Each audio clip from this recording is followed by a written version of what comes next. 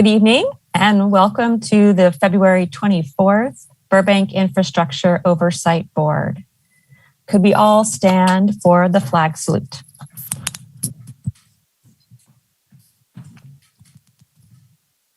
I pledge allegiance to the flag of the United States of America and to the republic for which it stands, one nation, under God, indivisible, with liberty and justice for all. Thank you. Ms. Rosales, could we get the roll call, please? Absolutely. Armin Avazian. Hello. Thank you. Walter Brennan Jr. I believe you're muted, sir.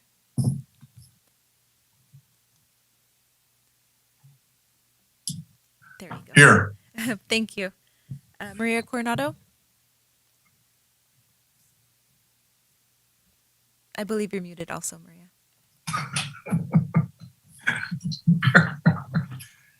Present. There we go. Sorry, I'm on a new device. No, that's okay. Greg Jackson. Here. Vanessa Rachel. Here. Thank you. Tamala Takahashi. Here. And Jeff Vanderboort. Also here. Thank you. Great. Thank you, everyone. Do we have any announcements this evening?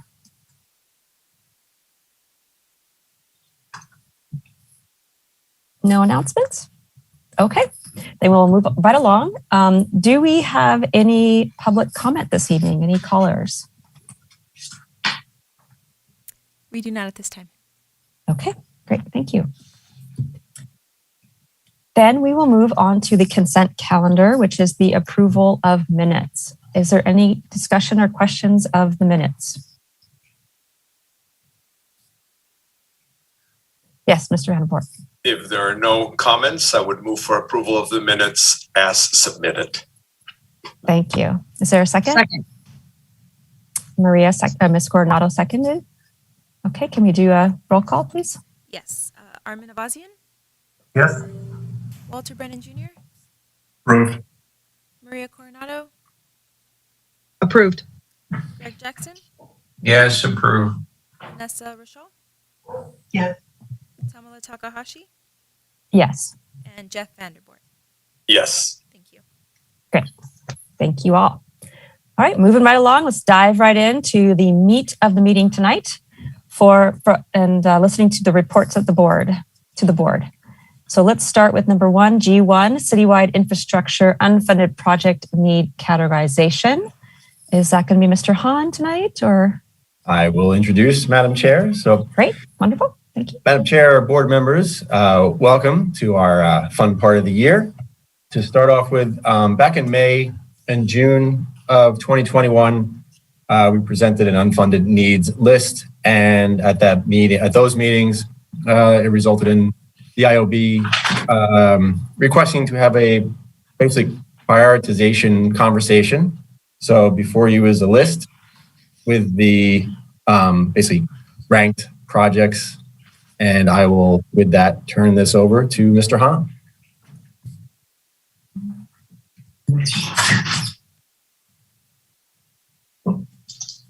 Thank you, Mr. Bergman. Yes, as Mr. Bergman has shared, this is something that was shared to the board last May and June, and the board had requested that we bring it back. This is a living document. Actually, the departments, they could add and remove projects as needed.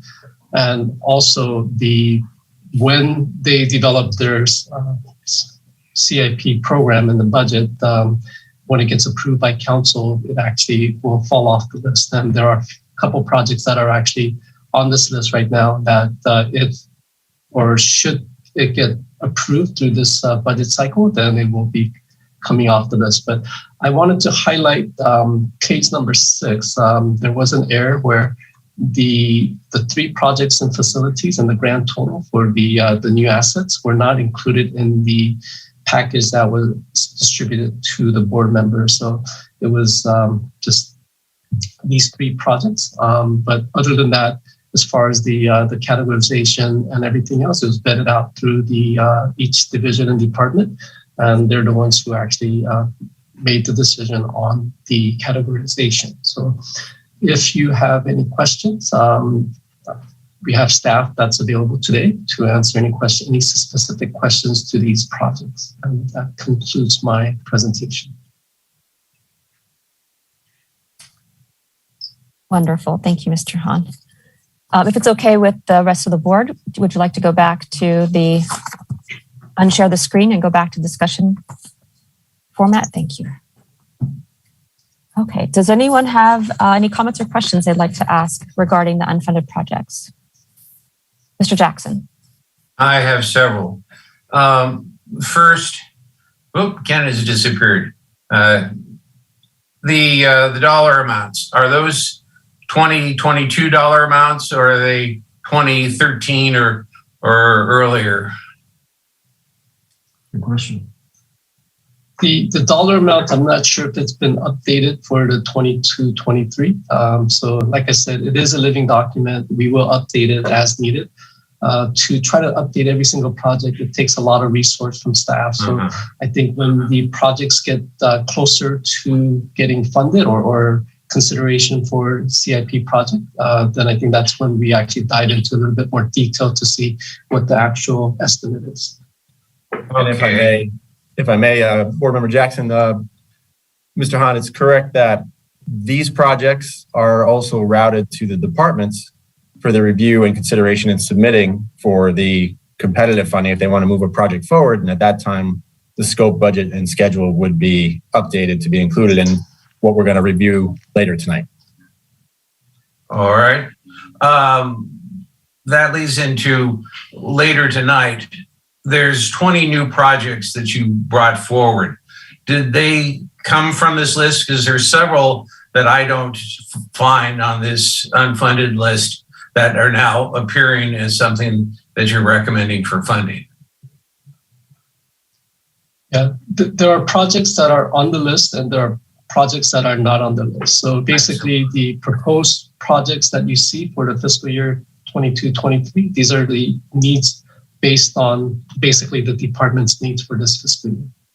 I see. So they jumped ahead of a line and brought things that they felt were important, need funding. Yes. Yes, that brings another point. Half of the unfunded projects are given a ranking of number 1, which means they're extremely important, most important. And it's been my experience when you have such a high number of things that are most important, do number 1, nothing is number 1 really in reality.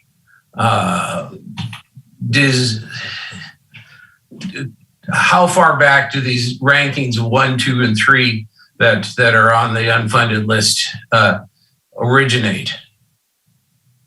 When did they originate? Have they been updated? As you said, this is a living document.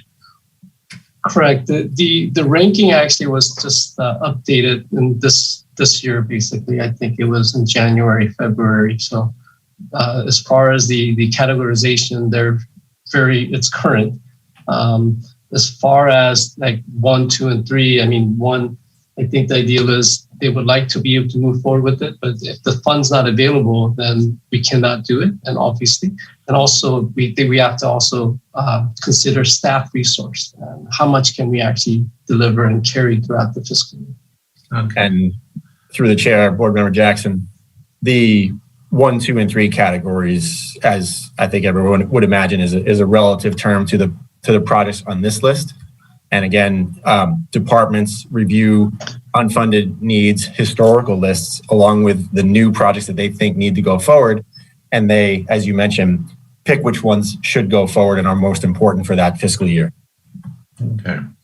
One final comment or question. Looking at the list of unfunded projects, there's about 7 or 8 big ticket items that represent $360 million in, I guess, 2017 dollars or 2013 dollars, whatever. The other ones are small, only $1 million here, $1 million there, not the 80 million of the library. What is the thought of the department, whether we should be chipping away at the smaller projects or trying to tackle the larger items? I know with the library, we're giving a little bit of money here and a little bit of money there. And then I think the council is looking for other sources of revenue for that project. But the other things, Olive and Magnolia Bridge, Olive Rec Center, Verdugo Park Rec Center, Starlight Bowl, Clybourne Railroad Crossing, those are pretty big ticket items, 50, 60, 70 million dollar items. Or what's the department's thought on those? Because I think they're all ranked as number one. Yeah, so my understanding of this list, it's a historical list from probably about 2012, I think. So when it was developed, the easiest answer is these are things we want to do. And our goal, of course, is to be proactive and make sure they don't become have to do. For example, something that malfunctions or deteriorates to the point where it's not usable.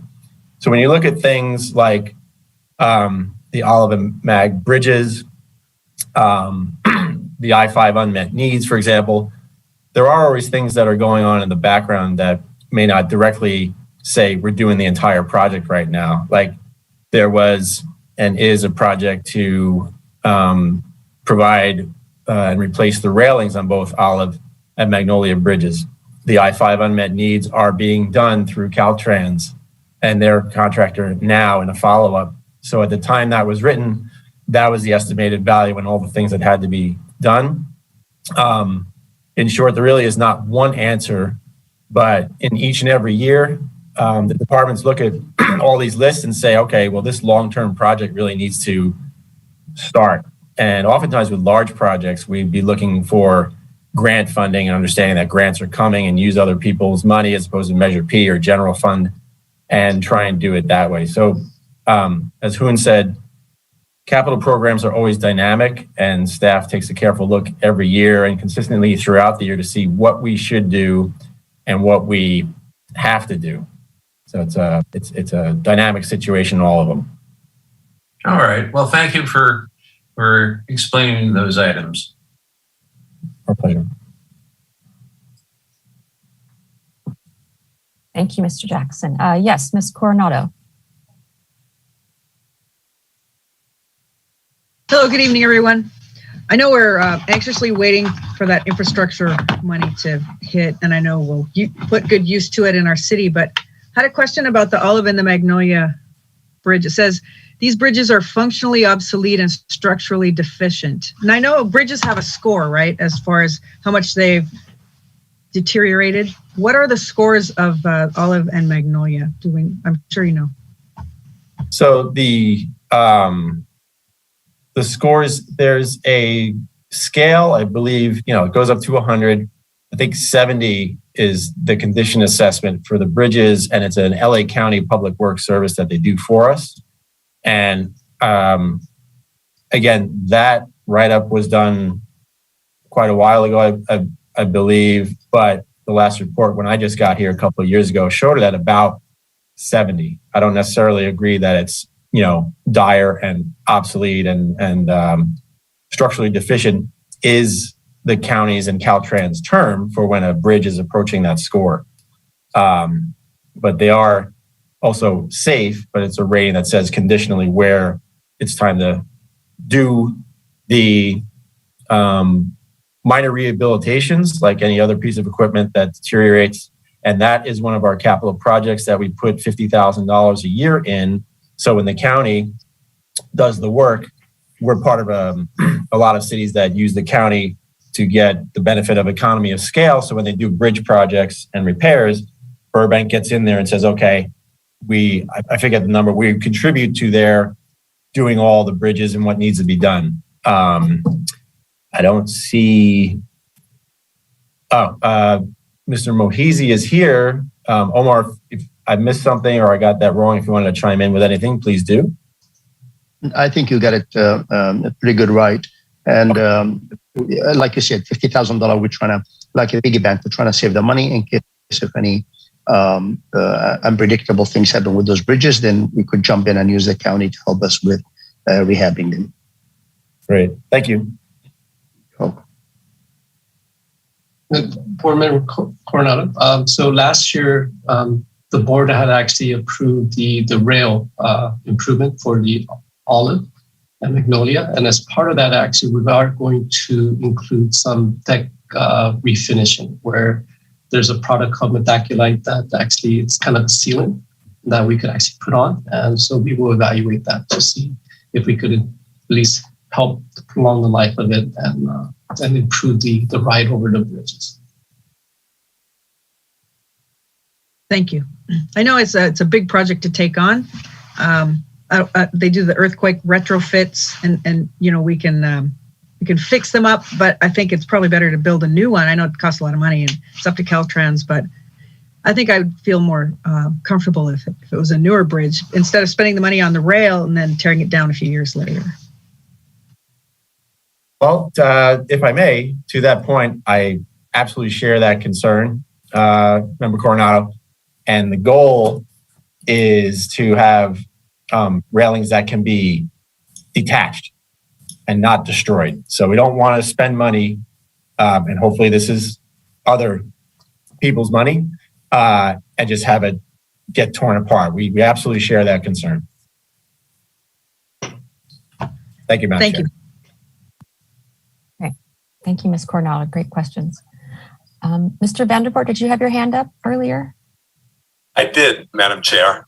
And if I may, to begin with, I want to thank staff for doing some updating. I think Mr. Jackson hit the question very early on about whether these numbers are old numbers or they're real. A couple of them have been updated. I see, for example, that the Olive Rec renovation has gone from 15 million a year ago to 30 million. And I know that these are placeholders. So there isn't any question.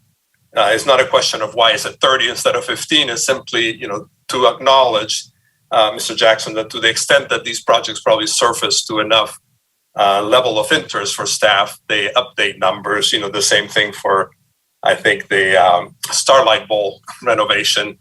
And a few others from staff as well. I think my little input that I'd like to provide or ask my fellow board members to consider is whether or not there is any opportunity to recommend to staff some possible tinkering. Like Mr. Jackson, I'm 100% concerned that if you have too many number ones, what is it? If they're all a priority, then nothing is a priority. Or is there whatever it is you read, book you're reading. The point is, I think, very well taken, Mr. Jackson, that if we have too many items that are top priority, then we sort of get paralyzed. And I would love to ask staff whether it's 6 months from now or at some appropriate time that Mr. Berkman wants to coordinate or Mr. Hahn wants to coordinate, maybe bring back these with a little more refined prioritization. I remember that we were doing some kind of a facilities conditions assessment. We were told about it a couple of years ago. Is that still ongoing? And I only ask because I wonder if under the existing deficiencies, sort of the unmet needs, if that study was going to be able to influence some of these numbers. Yes, Board Member Vandervoort, thank you for bringing that up. Very rarely, if ever, do I say I, but I came to the city a couple of years ago, April, and I noticed we've never done a citywide facility condition assessment, and it's something I pushed for, and we have it going on, absolutely. As a matter of fact, we have received proposals and reviewed them, and we're moving into the interview stage to select the firm to get that facility condition assessment done. So I'm happy to report that to you. And Mr. Berkman, is that work going to be able to add more information to these assessment needs, sort of summary and budget numbers or placeholder numbers? Yes, I would expect that report, which is going to result in a 20-year facilities capital improvement program, to replace many things that we see without delving into the list item by item in unfunded needs or in projects. It's going to be quite comprehensive, transparent, and easy to see what we need to do and when. And I think it's going to be a daunting program for us to consider, but better to know about it and be proactive about it than not do it and be reactive. So it's a good thing, and we'll get that. Should be about a year, I think, from now. Okay. Thank you, Mr. Berkman.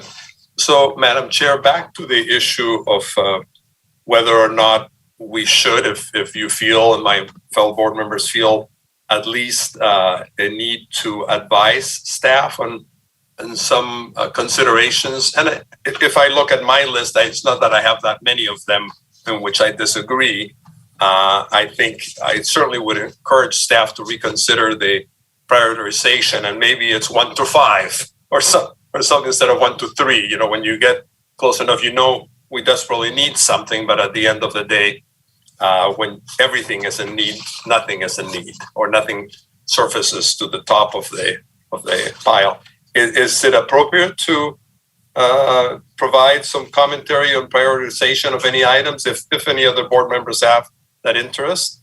And it's not a big deal for me, but I made a couple of notations. That's about it. No, absolutely, sir. And Madam Chair, board members, that's why we have this starting point. We are welcoming your input. Okay.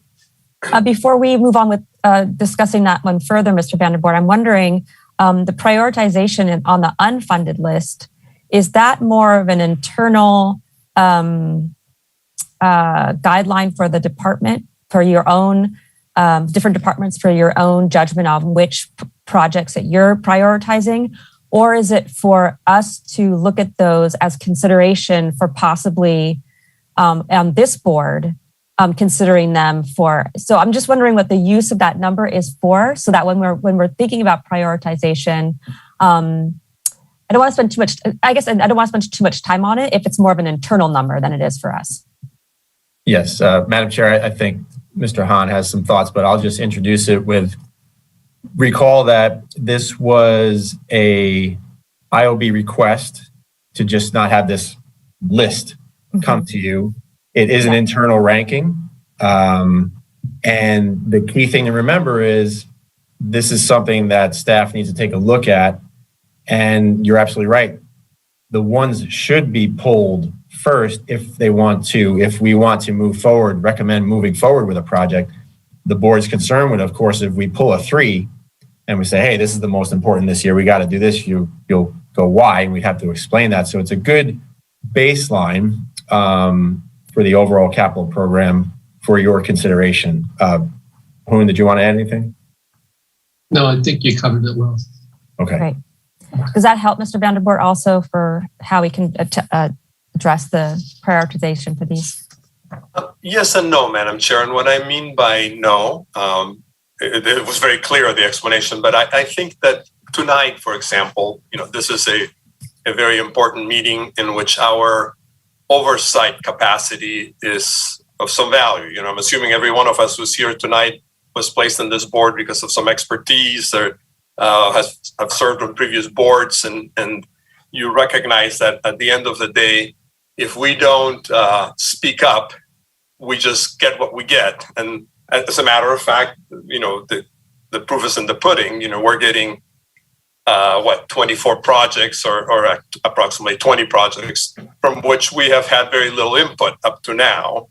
And these projects here, understanding that this list is fluid and that they're just simply placeholders, will someday percolate up to the top. So, the best example, for example, what do I mean? There is a priority as labeled as a medium number 2 for the building of new soccer fields. As a member of the community, and I appreciate that there's always a need for parks and soccer fields, et cetera. But as a community, we invested $25 million or thereabouts of redevelopment money, and refurbished both of the high schools and made agreements with the schools. And that certainly would, for me, this would be a low priority. This is not where I would want staff to, at least where I would want to advise council to consider staff spending time.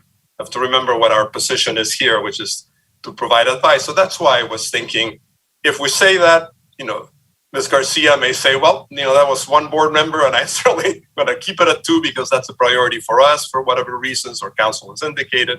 I get it. But if we don't say anything, this is just going to sit there, and someday, we will not have had an opportunity to speak. Again, that is just one example, and there may be a couple more that I have, and maybe others have it as well. Like the Stout Canyon Nature Center rehabilitation, to me, it's a higher priority than a 2. That's, again, I'm a member of the community. I sit on this board. So if this is not my opportunity to speak up, I don't know when it would be unless I go to council and speak up there.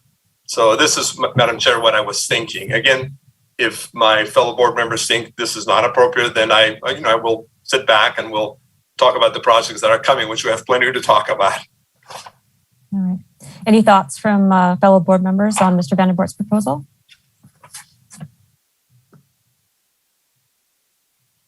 And if I understand, oh yes, Mr. Jackson.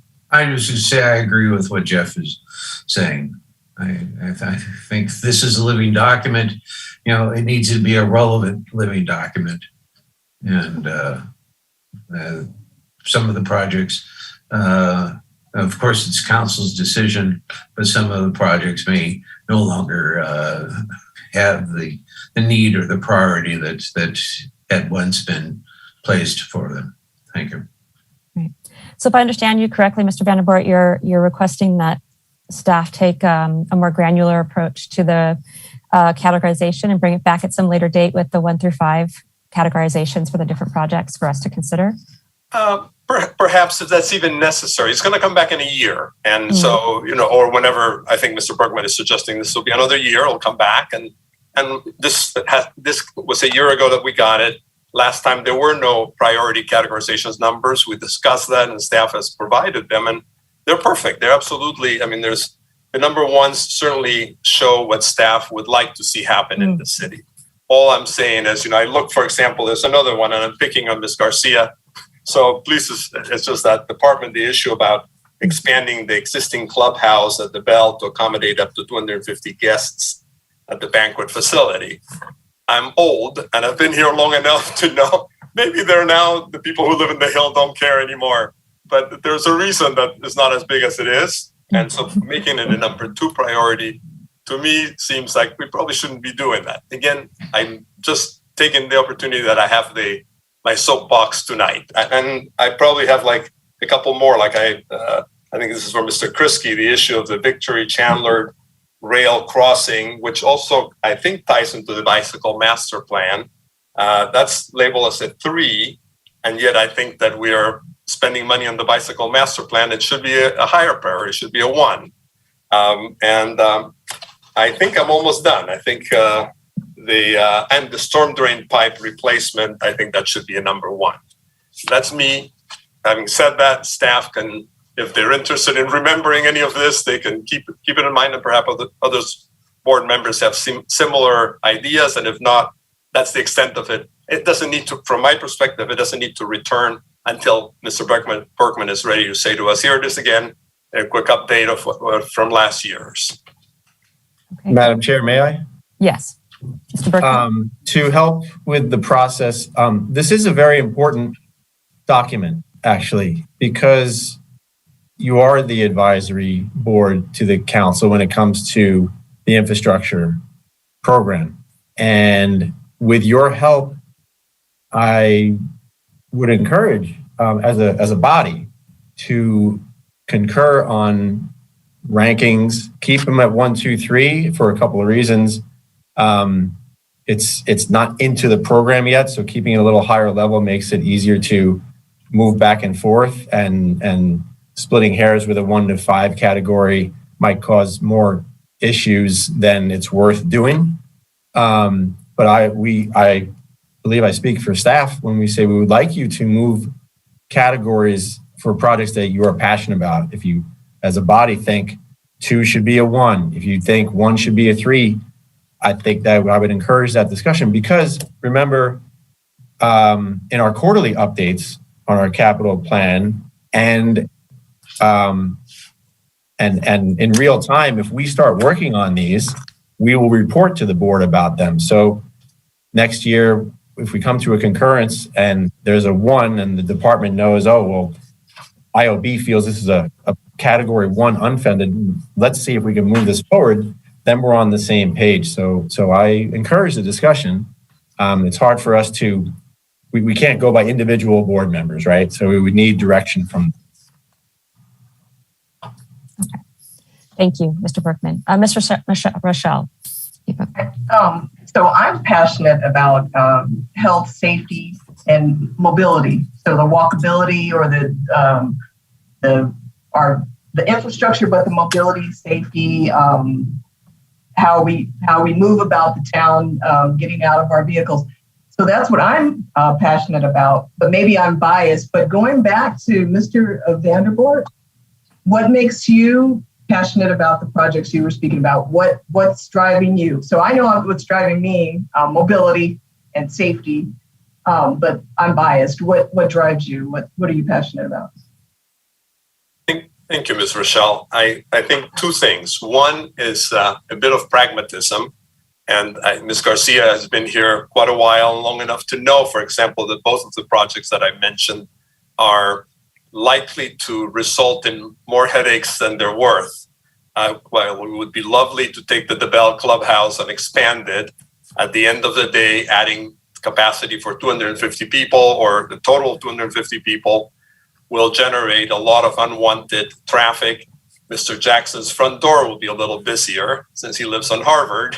Sorry, I shouldn't be telling you where you live. I live on Parrish, so there you go. Nobody drives by my street. But in any case, that's one side of it. That's why I mentioned both the issue of the Bell improvement and then the other issue of the soccer fields is because I think, for example, we now have percolated into this pickleball thing is because things change. People who play soccer now are playing pickleball. They're getting old. Whatever the reasons, there are changes. So that's why I wanted to comment on that. And like you, Ms. Rochelle, I'm 100% passionate for mobility and the completion of a Chandler bike path, which I consider a resounding success for the city. I mean, I just walked on it today again, and every time I walk on it, I thank our lucky stars that we have it. But yet it's truncated at Mariposa. So, even if we're able to get it to Victory, we're at least another long block closer and eventually to downtown. So that's why the number 3 priority on that Victory Chandler crossing, to me, needs to move up to number 1. And that's what I would ask my fellow board members at least to support. The other ones I leave to staff, and I don't have as much of a passion. But certainly, I think in general, by the way, to Ms. Rochelle, because you asked me, we as a society have embraced transportation or the use of public streets primarily for automobiles and secondarily for anything else. It's time that we change that concept and understand that we are the people driving the cars who then need to walk or need to park or need to ride our bikes. And I feel that staff is attuned to this, but as a city, we're not. At the end of the day, these priorities, for example, to synchronize 30 signals on Olive Avenue and Glen Oaks, they're not a priority to me at all. In fact, I think they're the killing of the ability to walk on this city. So I'll shut up because I can go on for way too long, and I know we still have a long night here. But if there's anything that I would like the board to consider is change the prioritization of improving the Chandler bike path. And maybe I'm misreading this, and if so, Mr. Chris can probably jump in and tell me otherwise. But if not, instead of a 3, I'd like it to be a 1 in conjunction with other bike master plan improvements. Thank you, Mr. Vanderboort. So to that point, Mr. Berkman, what do you suggest is the best way to approach this? Should we pull specific projects like Mr. Vanderboort suggested? I mean, I don't imagine there's a ton of every single one, but there's probably a few here and there that we probably want to talk about to prioritize. Would tonight be the appropriate time to do that and now? And should we do that? What do you think? Yes, I think it is the right time. And Ms. Kurohara can correct me if I'm wrong.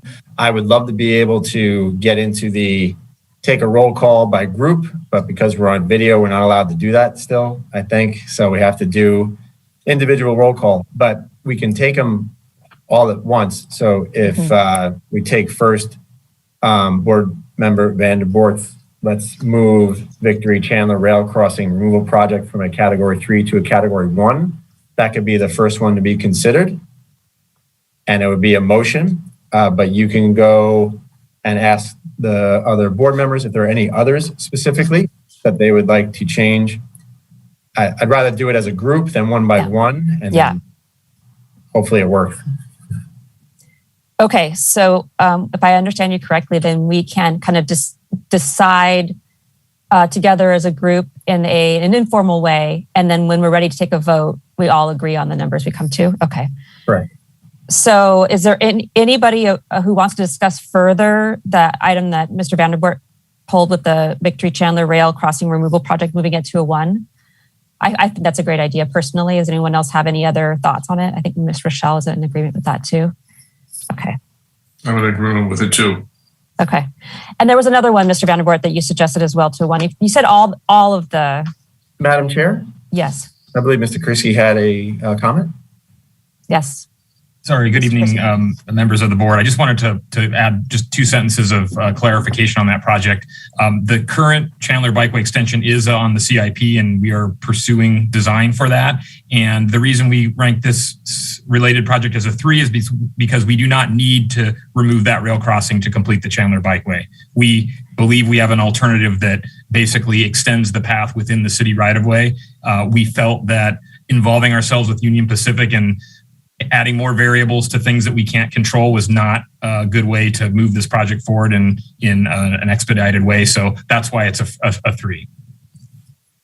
Madam, thank you so much, Mr. Kursky. It's very clear. So I definitely have no reason to impact that in any way or request that staff reconsider it. Thank you, Mr. Kursky. Okay, so you're taking back, what's the word? Rescinding your... Totally. Okay. And I started by saying I wasn't sure what it meant, but I certainly wanted to consider. Thank you very much. So that's that. And then the other ones that I considered is whether or not to ask staff to lower the priority, both on the increasing the capacity of seating at the Bell Banquet facility, and they remove or also lower the priority on the soccer fields. Okay, let's Ms. Garcia, do you have some thoughts on those 2 prioritizations and why those were chosen that we could share and consider? Yes, so I have no concerns with the DeBell moving that down on the priority list. I know that was a city priority. I think a past city managers, that was ultimately a goal that we wanted, but moving it down to priority 3 is not a concern. In terms of soccer fields, I will mention that not only do we take into account staff's thoughts on priorities, we also in Park and Rec solicit a lot of community feedback through surveys, just input, programming in particular. And soccer still remains a big demand in our community.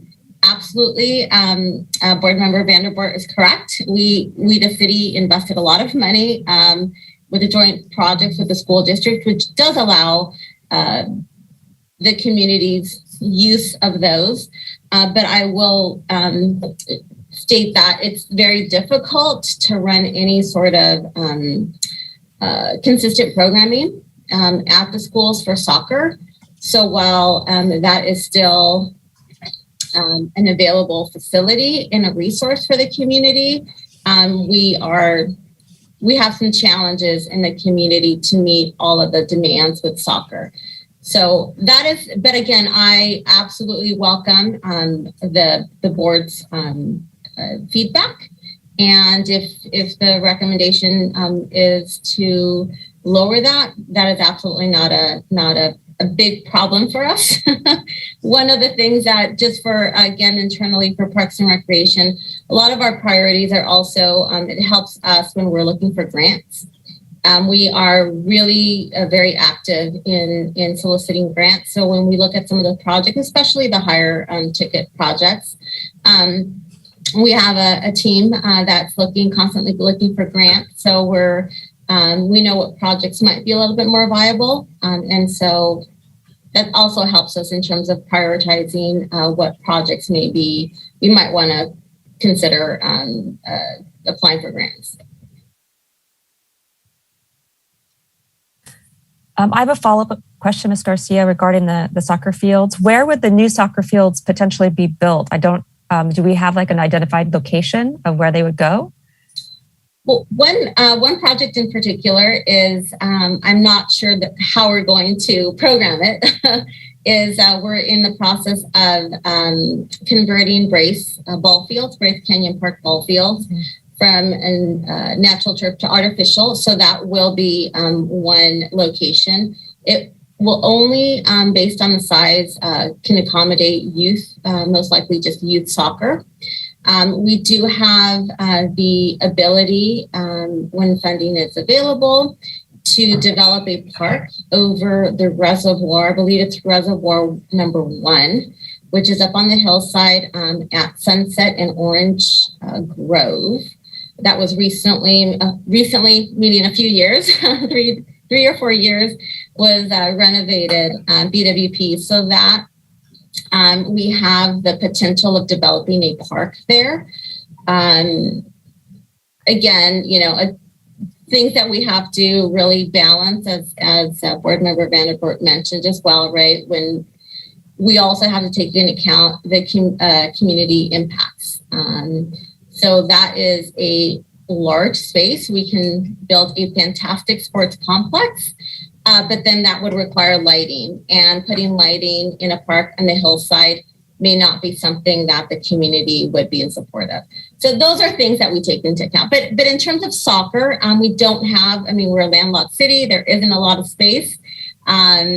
These are conversations we have ongoing as we have development in the city. There's opportunities to partner with a private developer as we're updating our different plans in the city, working not only Park and Rec, but the Community Development Department.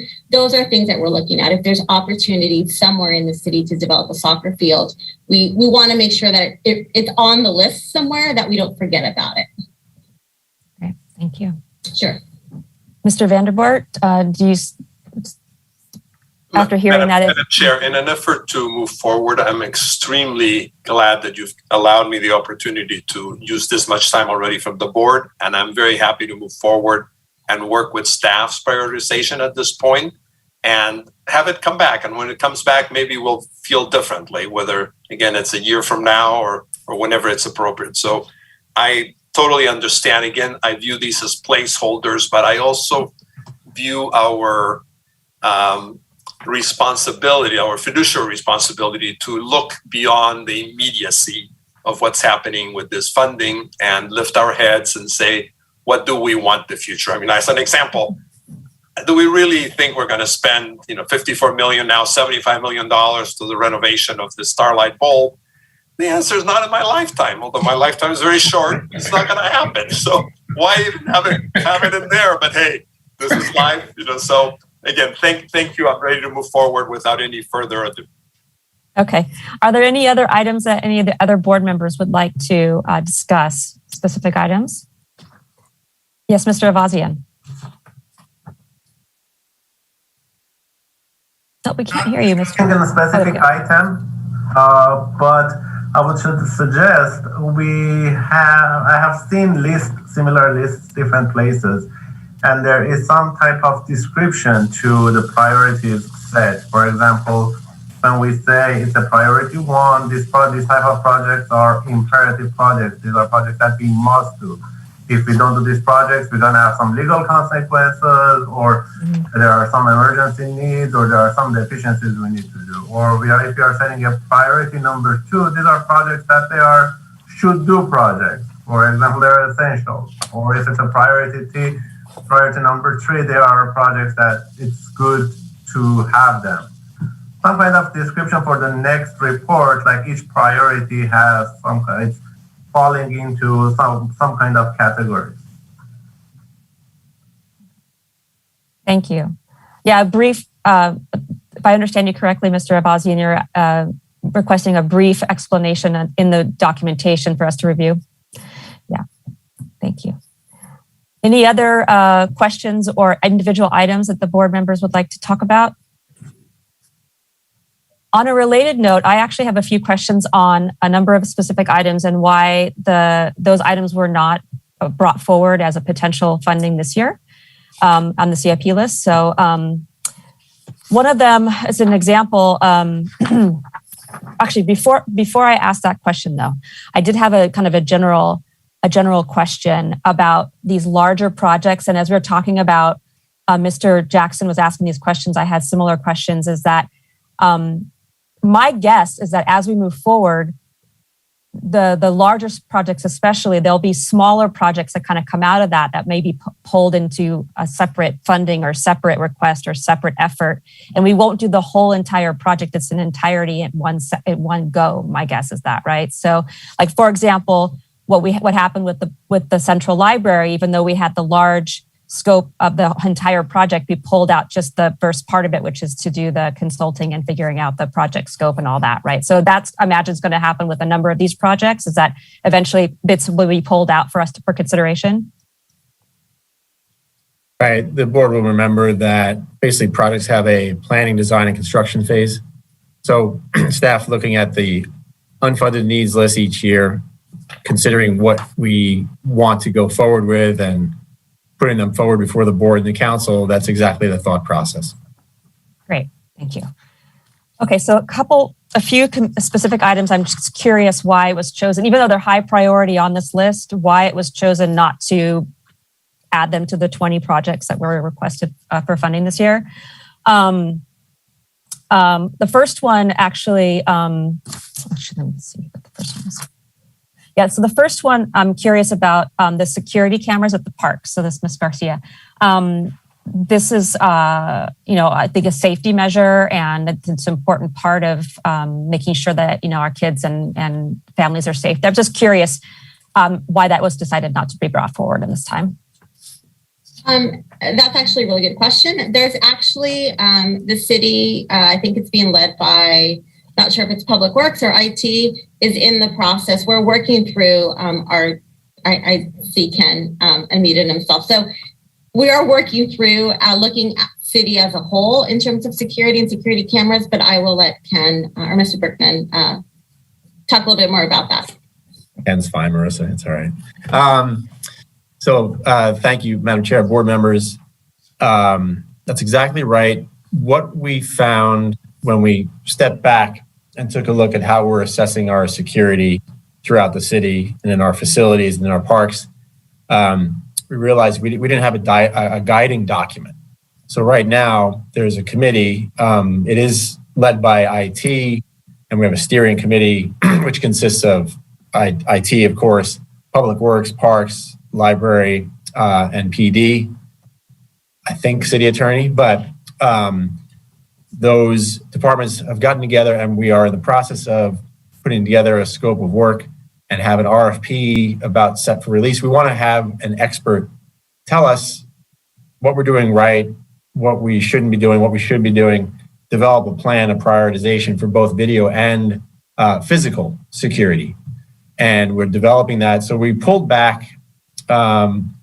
We had several camera projects ready, but we should move forward with that, kind of similar to what we just talked about with the Olive and Magnolia bridge rails, and install these things in the wrong place and then have to take them out or move them. So it didn't make sense. So we're putting a little pause on the projects and making sure we could develop a proper plan based on current times and standards. Great, wonderful. That's wonderful news. Will then we see it again potentially in the future on one of our lists then, or is this going to be funded through another source, or how is that going to? That's a professional services, so the IOB wouldn't see that. You will see the results of that when projects are developed based on that plan. Got it. Great. Thank you. Okay. This is maybe a bigger question. I hope it's not too big of a question. So just recently, Ms. Garcia, the Parks and Rec, inherited or received the ownership of the animal shelter. And so that I noticed that a number of the projects on the unfunded list and on the funding list were for the animal shelter. So I'm just curious what, like the animal shelter mister and the kennel door seem like pretty important improvements there for safety of the animals and for the projects. Yet the floors made it to the CIP list. I'm just curious, like how you prioritized clearly a lot of need in the animal shelter. They need a lot of improvement. So how you prioritize which ones made it to the list this year for considerations and which ones you're holding off on. So great. Yes, as Chair Takahashi mentioned, the animal shelter will be coming to Parks and Recreation effective July 1st. And in meeting with the animal shelter staff as well as the police department, we had that honest conversation about knowing that there's going to be limited funds. What are projects that are of greatest priority based on their experience, feedback. And that's what we put forward. I will mention again, I'm very pleased in taking on the animal shelter that they too work really closely with a volunteer group and apply for grants. So they actually have a couple of grants that they've applied to help with some other needs that they have at the animal shelter. So we're trying to apply for projects, apply grants for projects that we think would be most successful in getting funded, or that we believe that the volunteers of the animal shelter could fund or could support, and put forward for Measure P funding those projects that we felt were of priority and that met that the criteria we felt may have a stronger chance of scoring well. Okay, great. Thank you. I might have And some also, further questions. Yes, go ahead. I'm sorry, Madam Chair.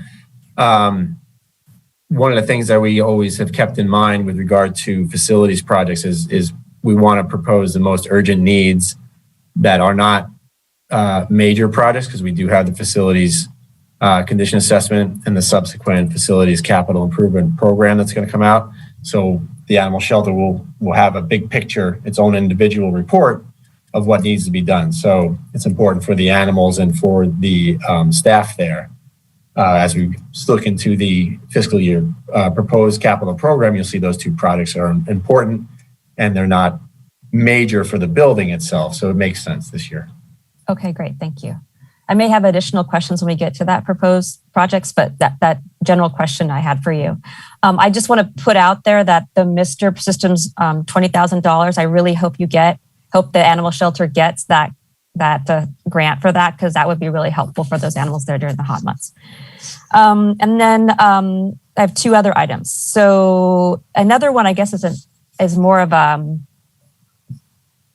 it's regarding the Service Club Welcome Monument fixture sign for Burbank. Now I've heard Mayor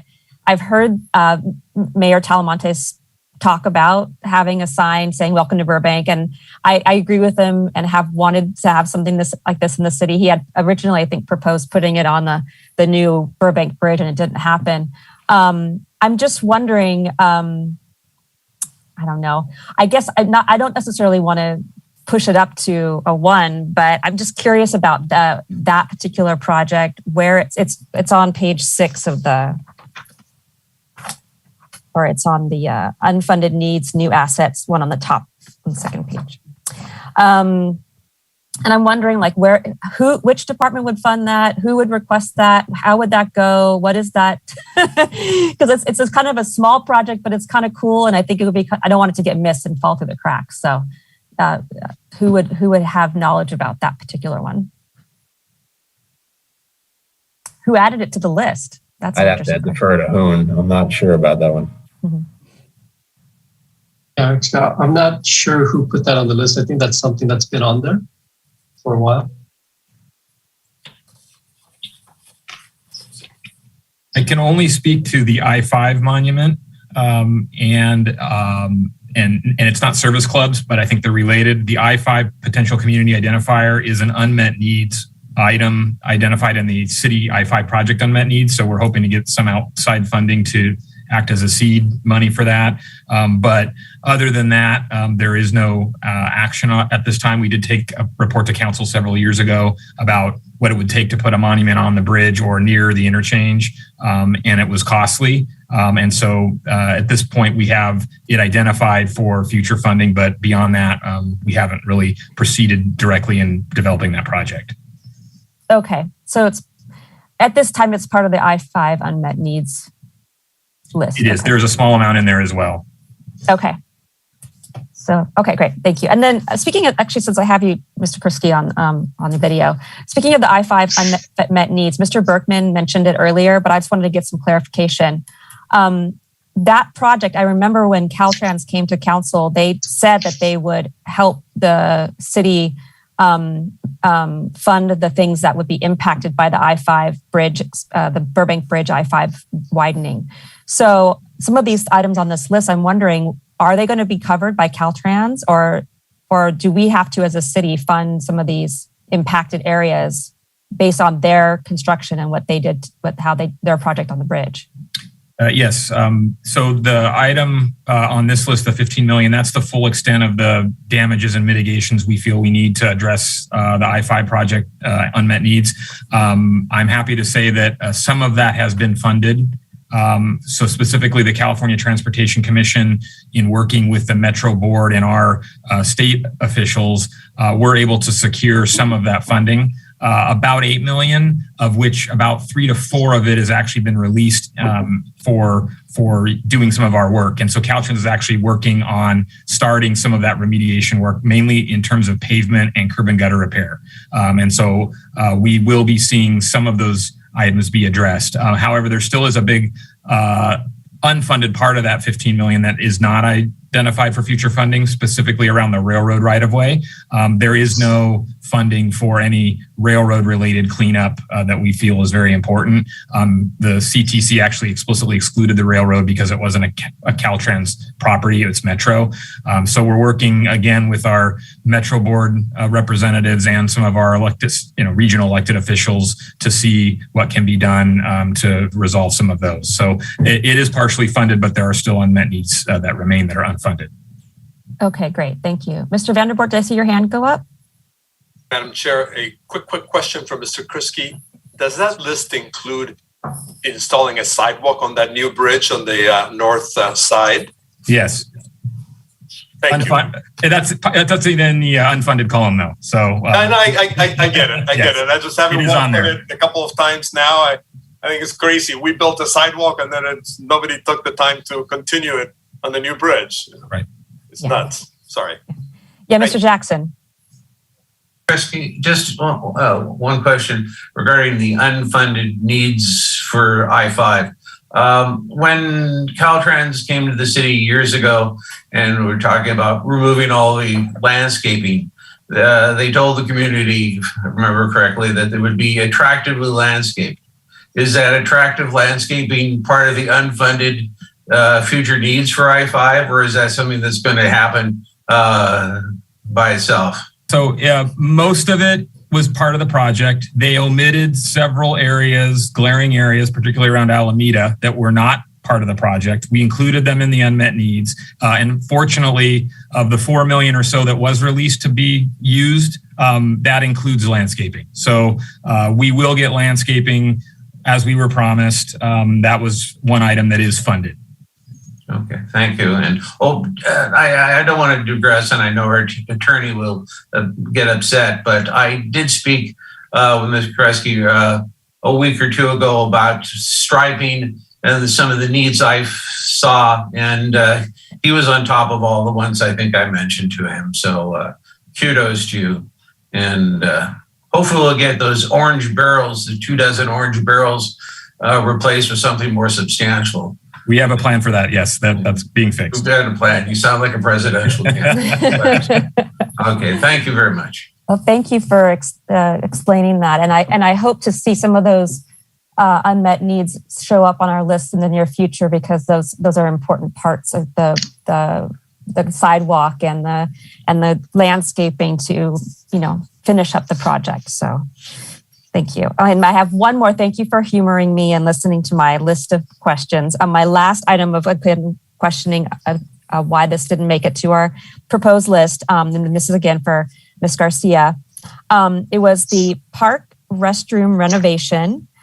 Project will renovate and standardize park restroom facilities to comply with ADA requirements and improve efficiencies. It's the number one on the list, and it sounds like an important one that I know it's really expensive, but I'm wondering if there might be some particular restrooms in the parks that might need extra attention that could be prioritized. It's just an important part of our park usage to have high quality, usable restrooms. So could you speak to that item for a moment?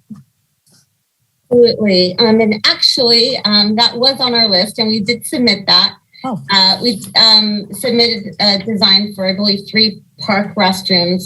But in a further conversation with Ken and Hoon, we felt it was best to wait for the facility assessment to that process to go through, so that process will then confirm what our priority park restrooms were.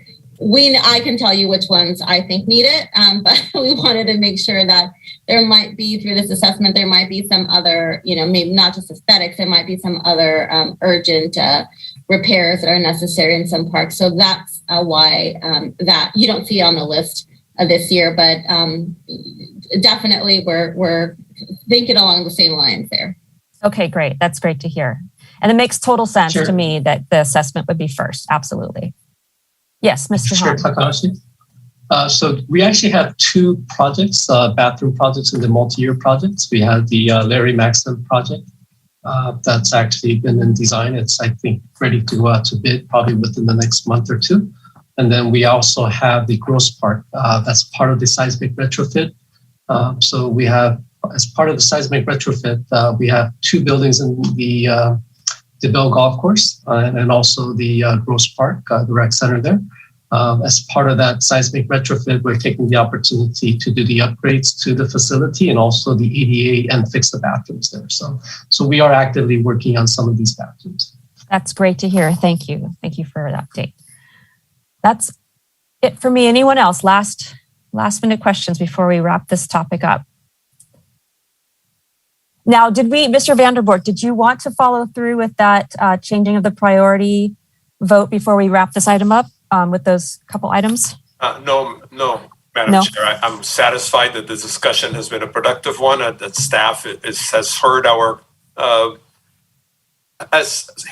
what we have discussed, you and other members of the board, et cetera. So I'm very happy where we are, and I know we'll see this again in a year.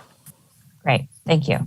Thank you for this robust discussion, everyone. I think it was very valuable. I hope that staff also felt that this was a valuable discussion as well. All right. If there is no more discussion, then we will receive and file. Thank you. And we will move on to item G2, Proposed Capital Improvement Project Program for fiscal year 2022 and 23. Mr. Berkman, will you be introducing this one too? Yes, Madam Chair, board members. First, I have to bring this up because I know we will run through this, but based on the last meeting, everyone will recall that we had a 90-minute reminder, and we are going to blow through 7:30 quite easily. So assuming everybody's on board, I'm going to continue. Thank you. All right.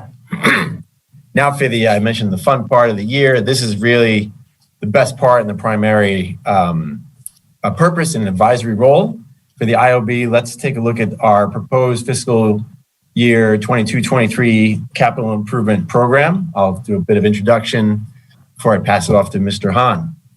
The board knows that we've created the prioritization methodology to rank new projects and projects that are looking for more funding. We'll continue on, but the prioritization is set. We used it last year. We have more projects this year to consider, which is a good thing. We continue to seek to provide the board an aggressive but achievable program for staff to deliver, and definitely want to consider the staffing resources, make sure the project managers are held accountable to the scope, budget, and schedule that we proposed to you, and ultimately council approves for us to move forward in the coming year and future years. So we are really excited to bring this draft program to you for your consideration and look forward to the discussions. Mr. Hahn. Thank you, Mr. Berkman. share my screen. Chair Takahashi. Members of the board, this is the infrastructure funding source, that sheet that you see here.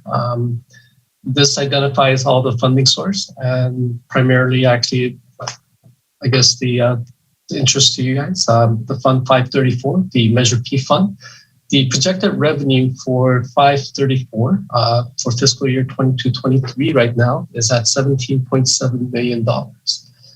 We're anticipating an operating and maintenance expense of 4.6 roughly, and we have a proposed infrastructure spending request for about 14.4 million dollars. I have a little bit of a more kind of a breakdown that you can kind of see how the fiscal year 22-23 Measure P funds were actually allocated and how we actually distributed and made a determination on how the funds were, how we were going to fund the project. So like I said, it's the projected revenue is 17.7.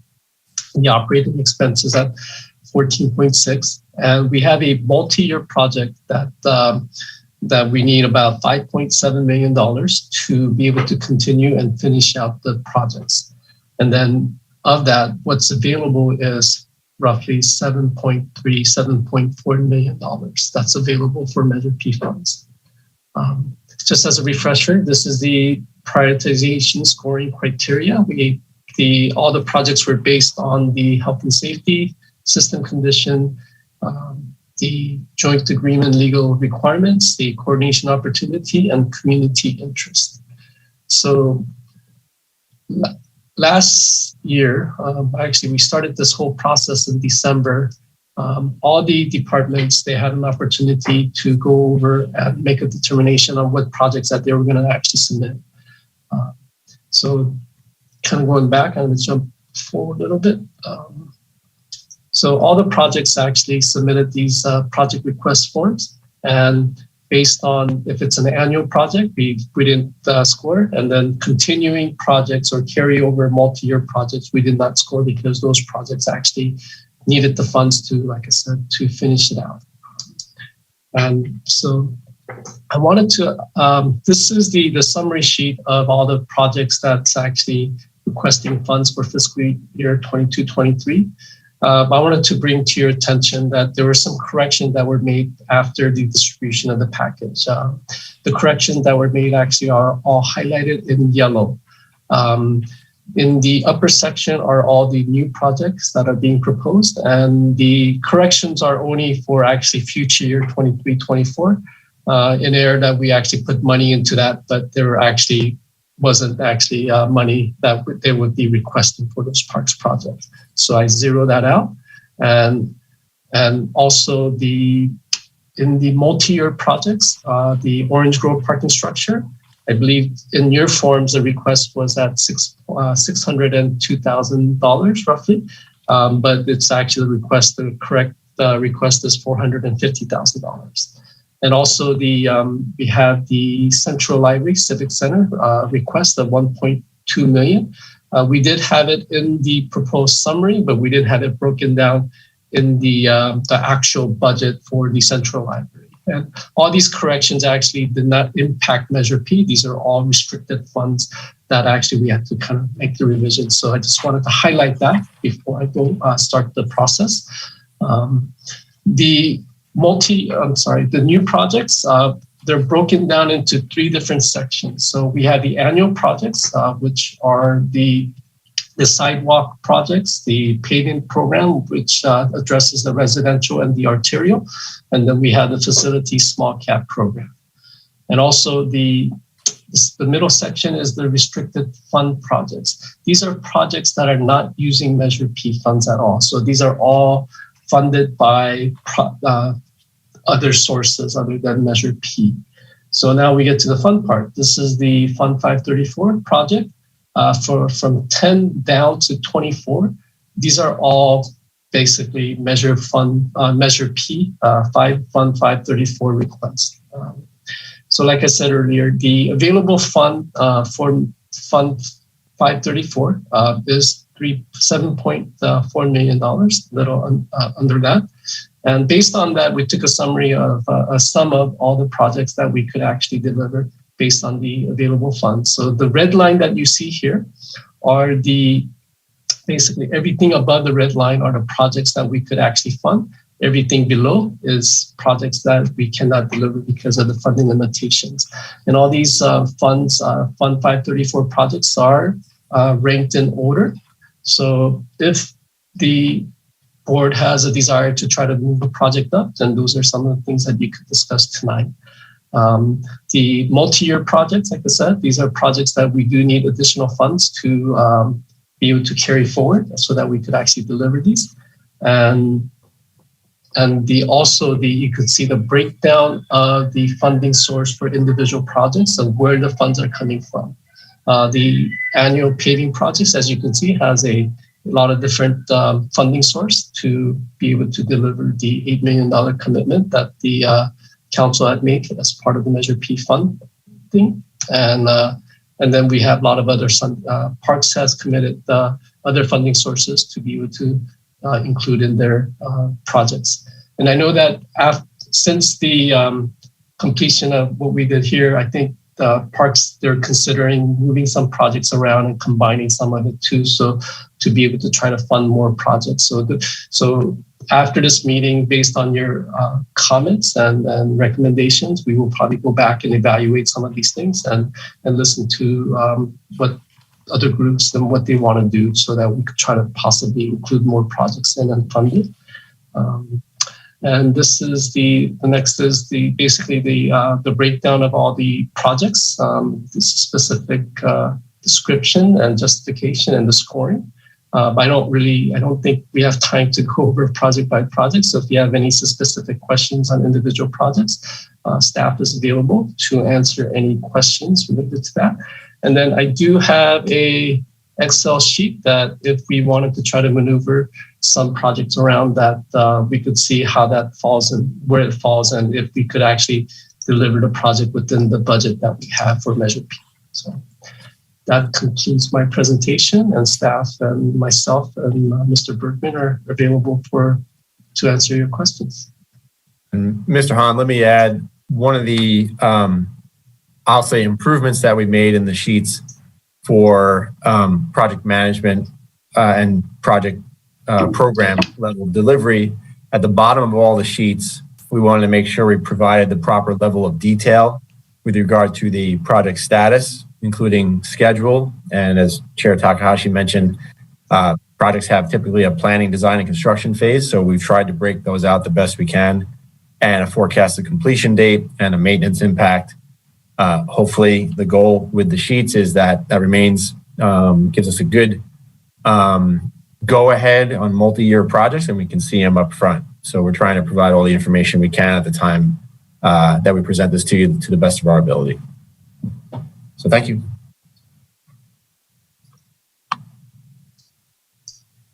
Wonderful, thank you.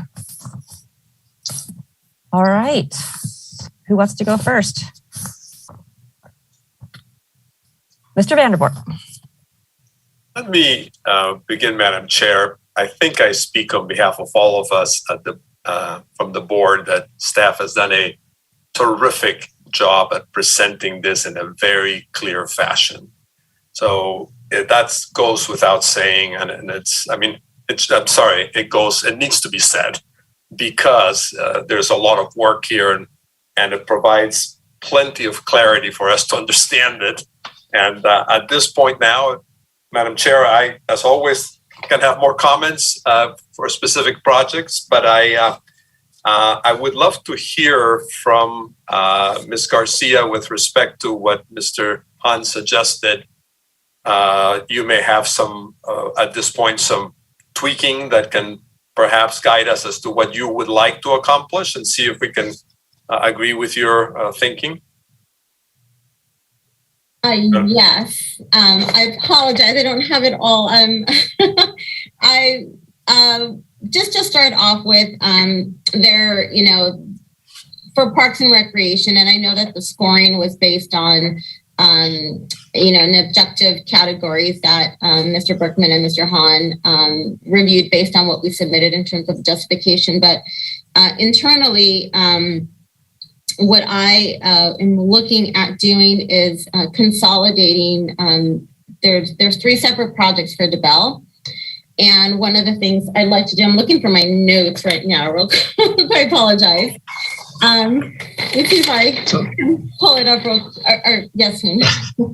So I remember. So yeah, you were planning on combining all the DeBell projects. I think you're going to request about $400,000 to phase all the DeBell improvements and do it as a multi-year project. And also I believe the ball field lighting modernization. I think you were looking to. I think you might be able to fund that without Measure P fund and possibly use the parks funds for that. I think those are the 2 primary things that you were looking at off the top of my head.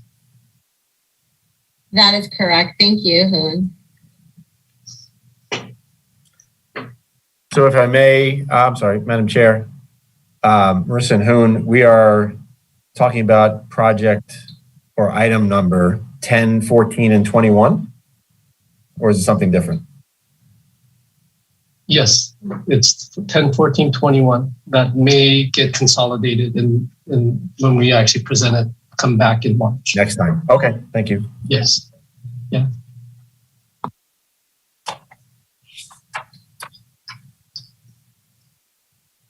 One second, Mr. Jackson. Just for clarification, if my math is right, you're looking at an extra $1 million that would not be requested by Parks. Is that right? Because Marissa, I did some, Ms. Garcia, I did some calculations, and all the DeBell requests for funding add up to about $875,000. But if you're saying that you're going to ask more for 400,000-ish, that's 400,000 less. And then if you take out the 661 from the lighting, that's another 661, so about $1 million. Is that what you're saying? Because if that's the case, then we can fund all the things on the list. Yeah, if you give me a minute, I'm actually pulling up my list. Essentially, I was working within the budget that for the projects that were being allocated, and I was just moving projects around in terms of priorities.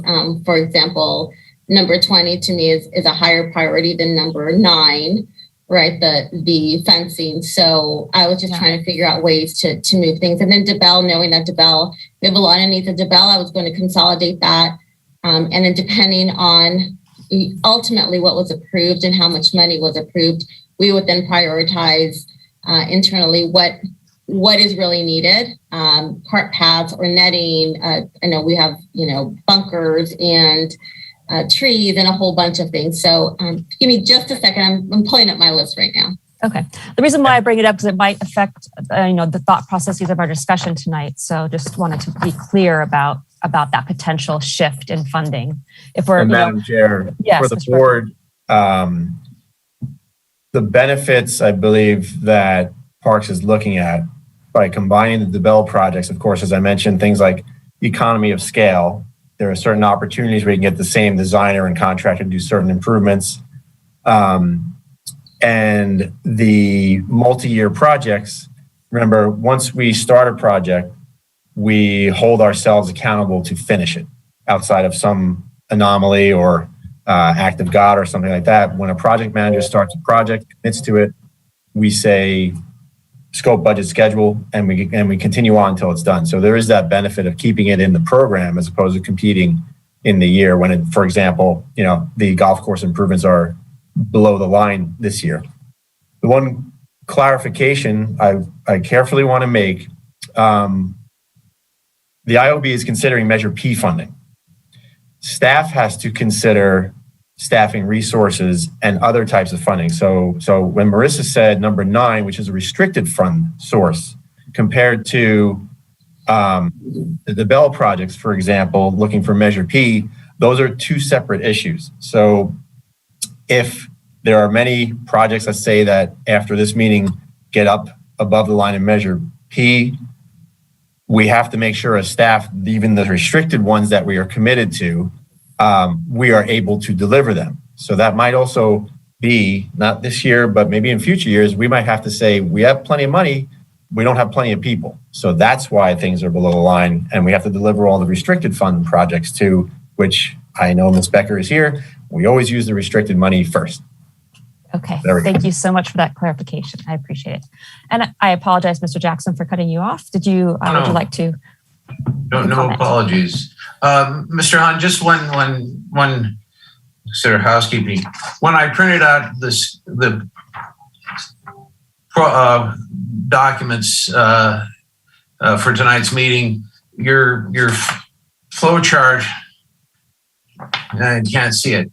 It printed out at 8.5 by 11, and it's about as legible as the blurred image that you're seeing on screen.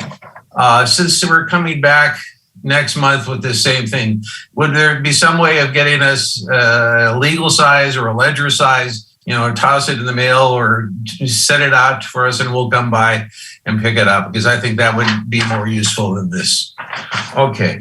Actually, yes, definitely we could provide that. I actually delivered a larger copy to Mr. Vandervoort yesterday. I was blind in one eye and can't see out of the other, so I was just quicker than you at calling. Okay. Yeah, so I was definitely- hoping, I was hoping we'd go through all these projects individually rather than just, choose one or two here and go back and forth. However, the projects that are ongoing, I think our input is fairly limited. I would like to note that the maintenance yard has escalated from initially, I think, was it 3 or 4 million to 8 million to now, what is it, 11 or 12 million? That's astronomical. It's a one-story shed-like structure. But we're down the road, and I guess there's not much we can do about that. But I think I would like to go at least the new projects that are proposed to discuss each one individually, so we can give our input and not miss something as we go forward.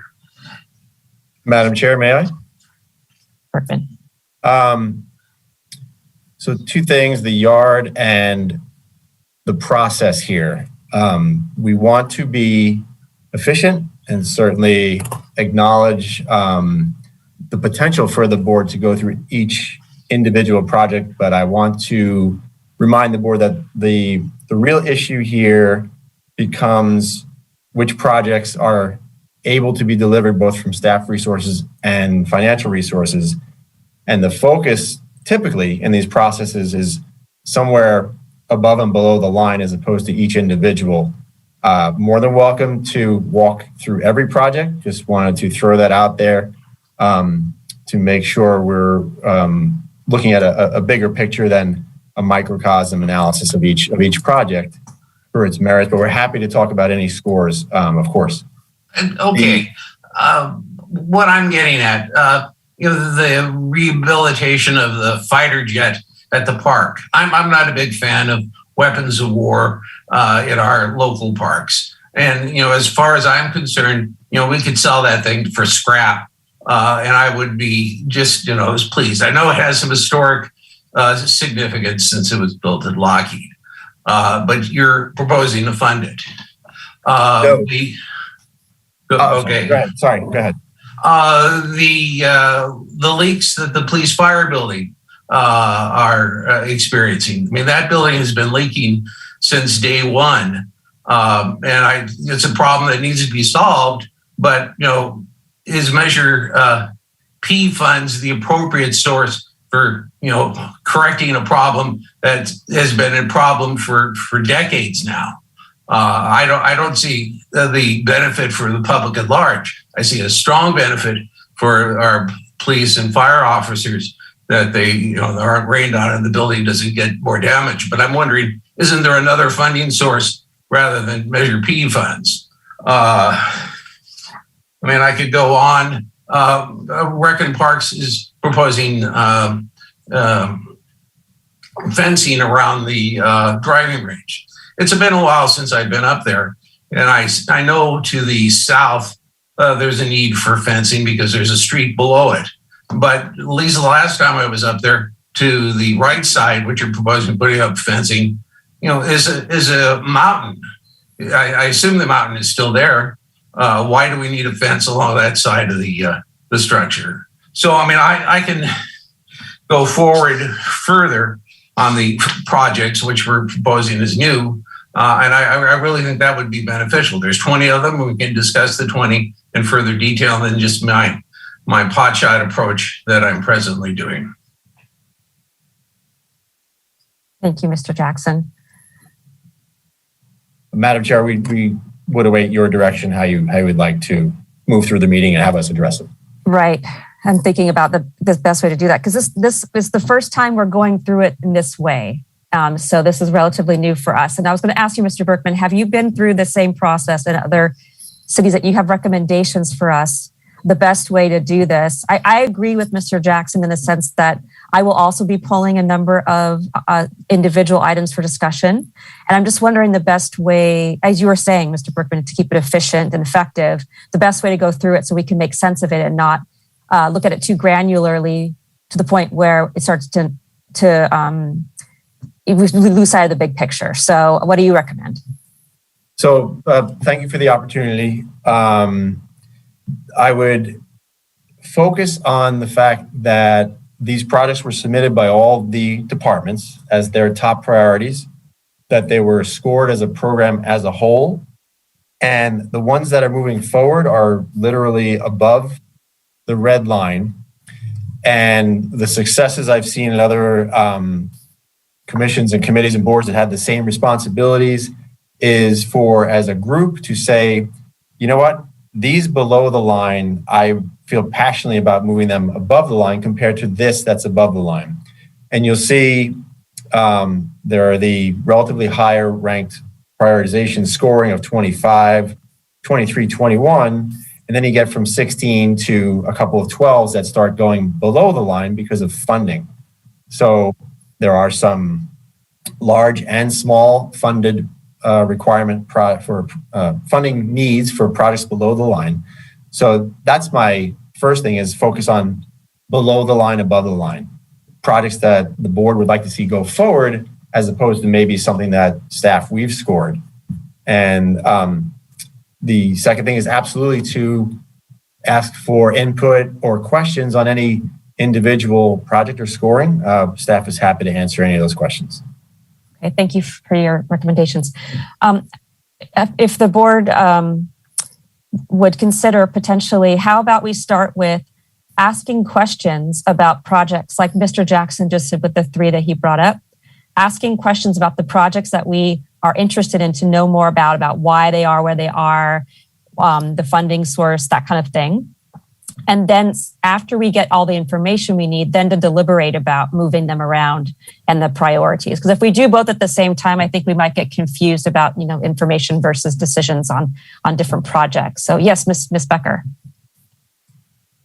I just wanted to speak up in terms of the question about different funding sources that Mr. Jackson asked. And I probably should have asked to speak up sooner when we were going through that infrastructure funding resources handout.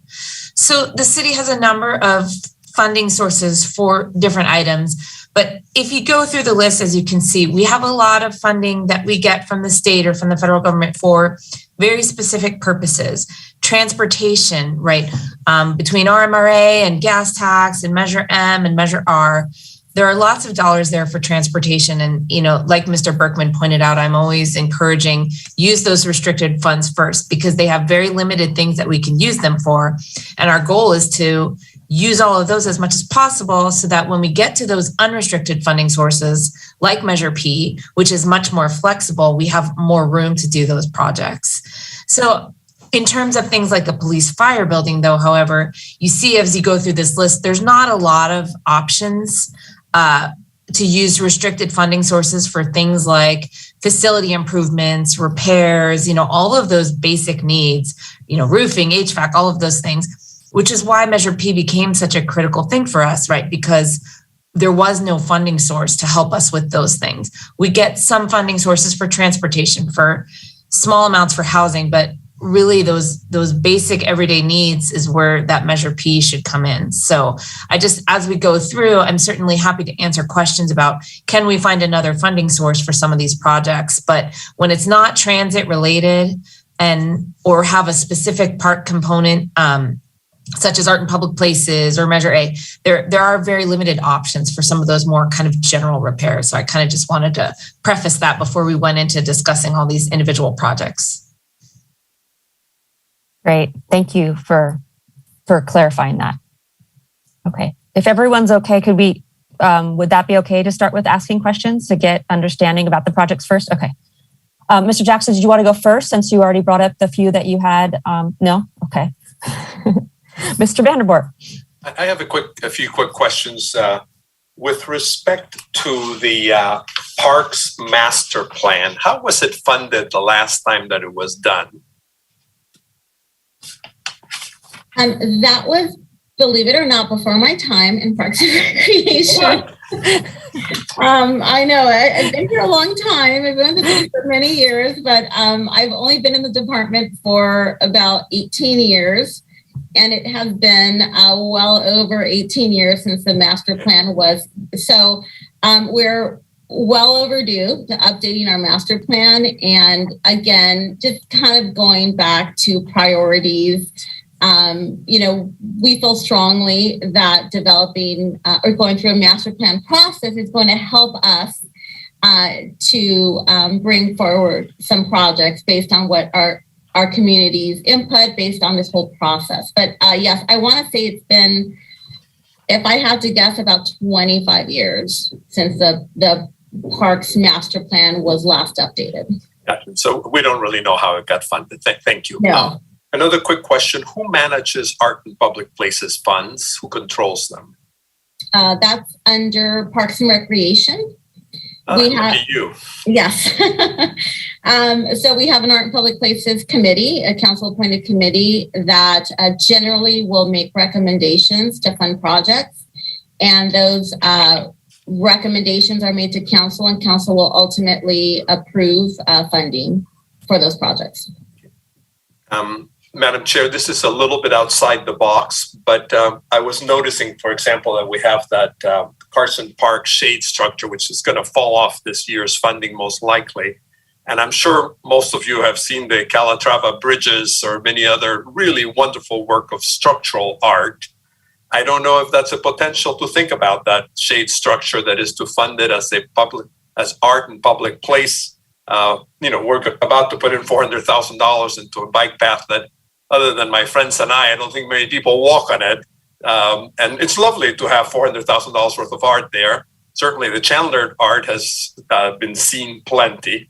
But it's just a thought, whether or not you have that potential to fund something like that with an art quality shade structure that there are signature pieces around.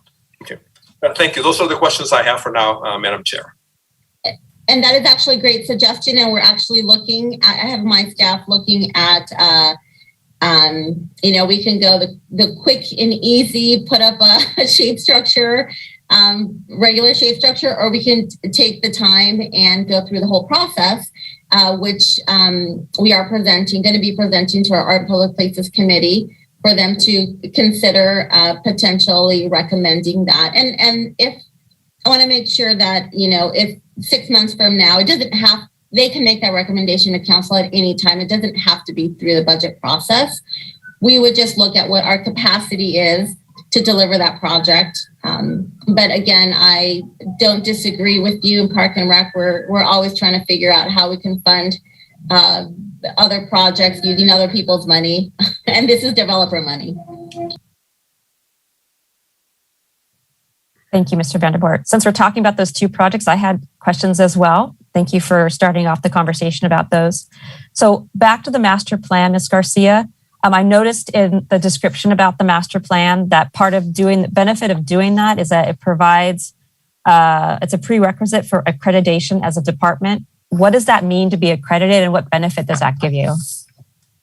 So in the Park and Recreation world, there's a national accreditation that I would love to get. It's a multi-year process, and really one is it's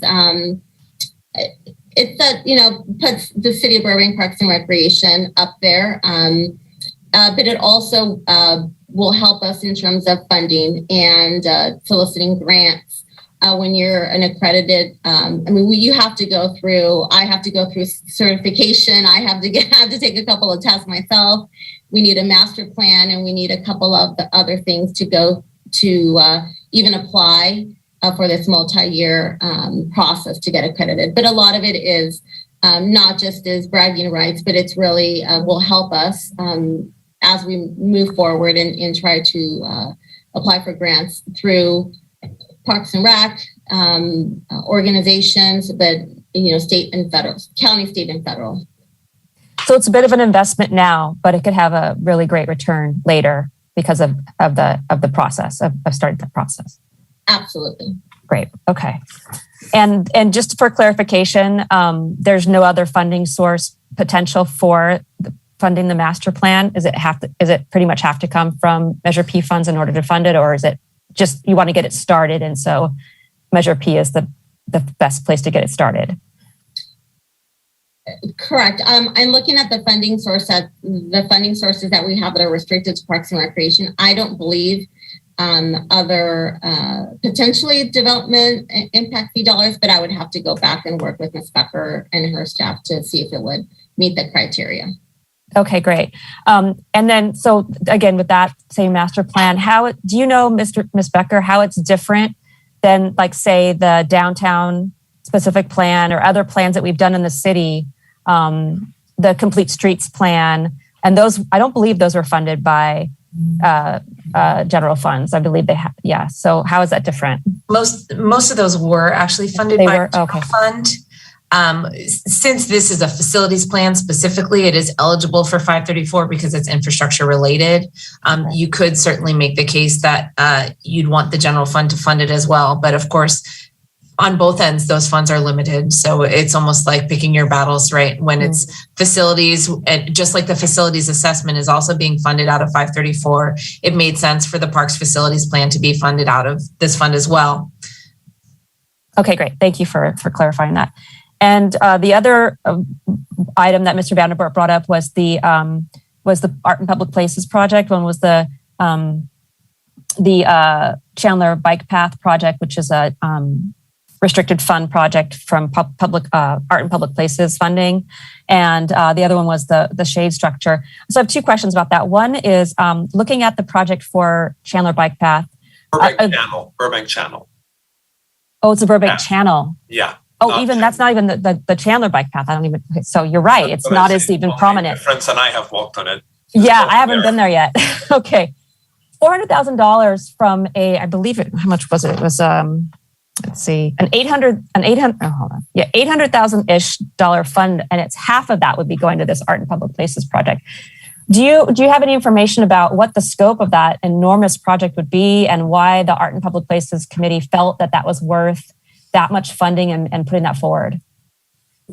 Yes. So one, that would not be just one art installation. I believe they're looking at potentially four installations that may include an actual art, sculptures, or an installation, a physical art piece.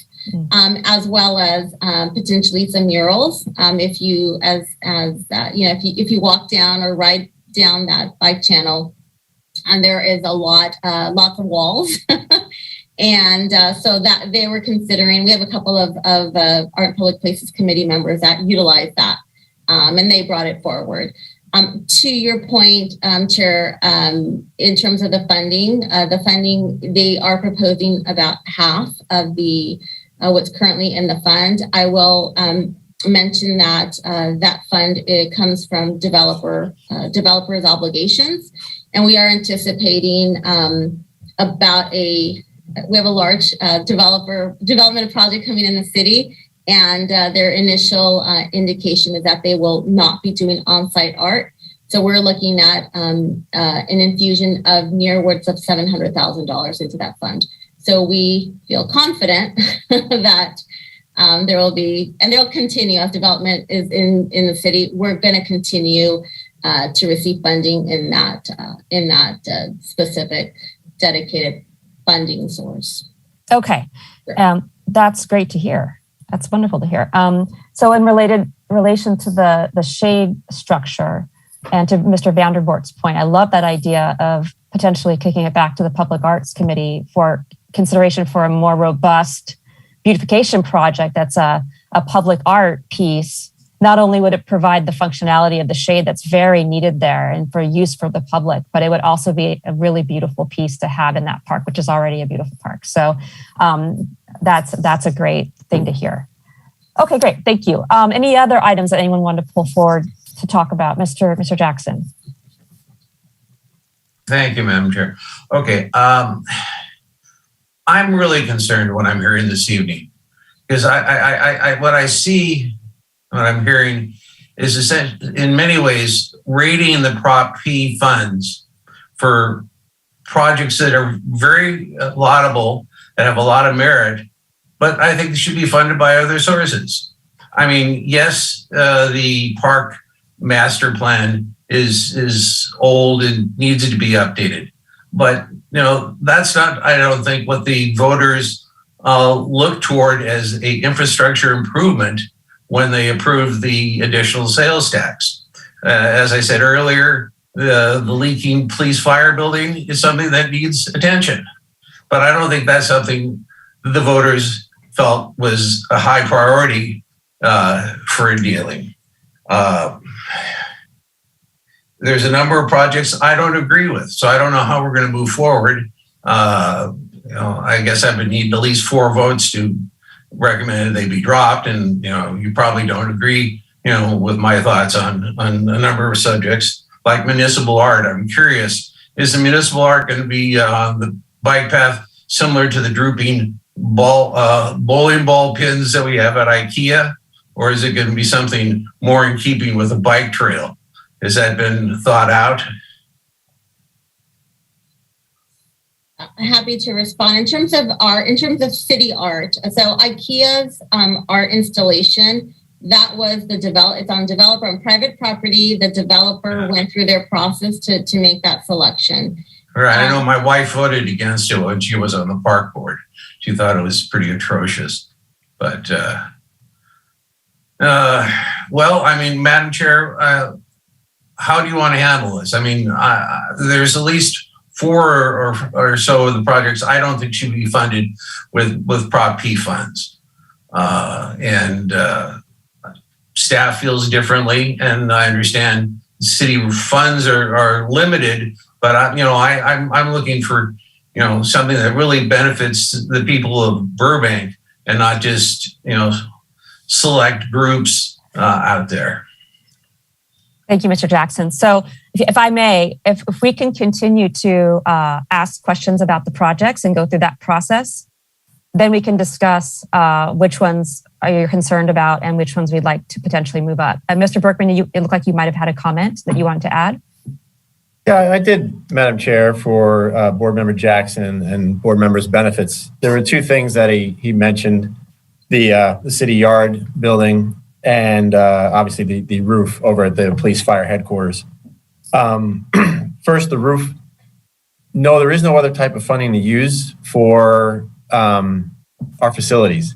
And that's why I mentioned the very specific word daunting when I say when we get our citywide facility condition assessment done and that facility condition capital improvement program is before you, my plan is definitely to pull that aside and make sure we fund it, because the goal is to not have any leaky roofs, for example, and to know when to maintain them and stay on top of it and put it in front of this board to make sure we fund it. And we at staff are representing the other departments as well, right? So these leaks cause a great deal of disruption to police and their ability to do their business. So when several staff members have to move away and can't do their work in their workspace, that's the type of thing we try and capture in the project sheet and in our prioritization scoring. So I understand, completely agree when you just think of a roof leak, it's like, why is that even a project? Well, it's gotten to the point where fiscally and in accordance with our codes, it is a project that we need to bring before you. We can't just do it in part of our maintenance schedule. That's why it's there. And it does have a great impact to PD's operations, which of course impacts all of Burbank's residents and businesses, right? So that's why that's a high priority. And I really appreciate you bringing up the yard project for a couple of reasons. One, staff in Public Works and even with Marissa and her team, I say scope, budget, schedule, and project manager accountability ad nauseum. And I really am passionate about that. We want to put forward something that gets done when we say it's going to get done. If you leave things sitting and can't get them done, then these types of cost escalations, they always happen. Construction never goes down for more than a year or two, like in the Great Recession. So that yard project, the good news is when I got here and saw where it was and how we wanted to deliver it, I worked with staff and I said, you know what, let's get a third party to review this project, its scope, and our delivery. And that's something that we did. And it is a reason, along with the fact that we know the inflationary pressures and COVID and supply chain and a massive amount of construction that's going right here in our backyard. That's a real estimate. And we did have to add another $3 million to it.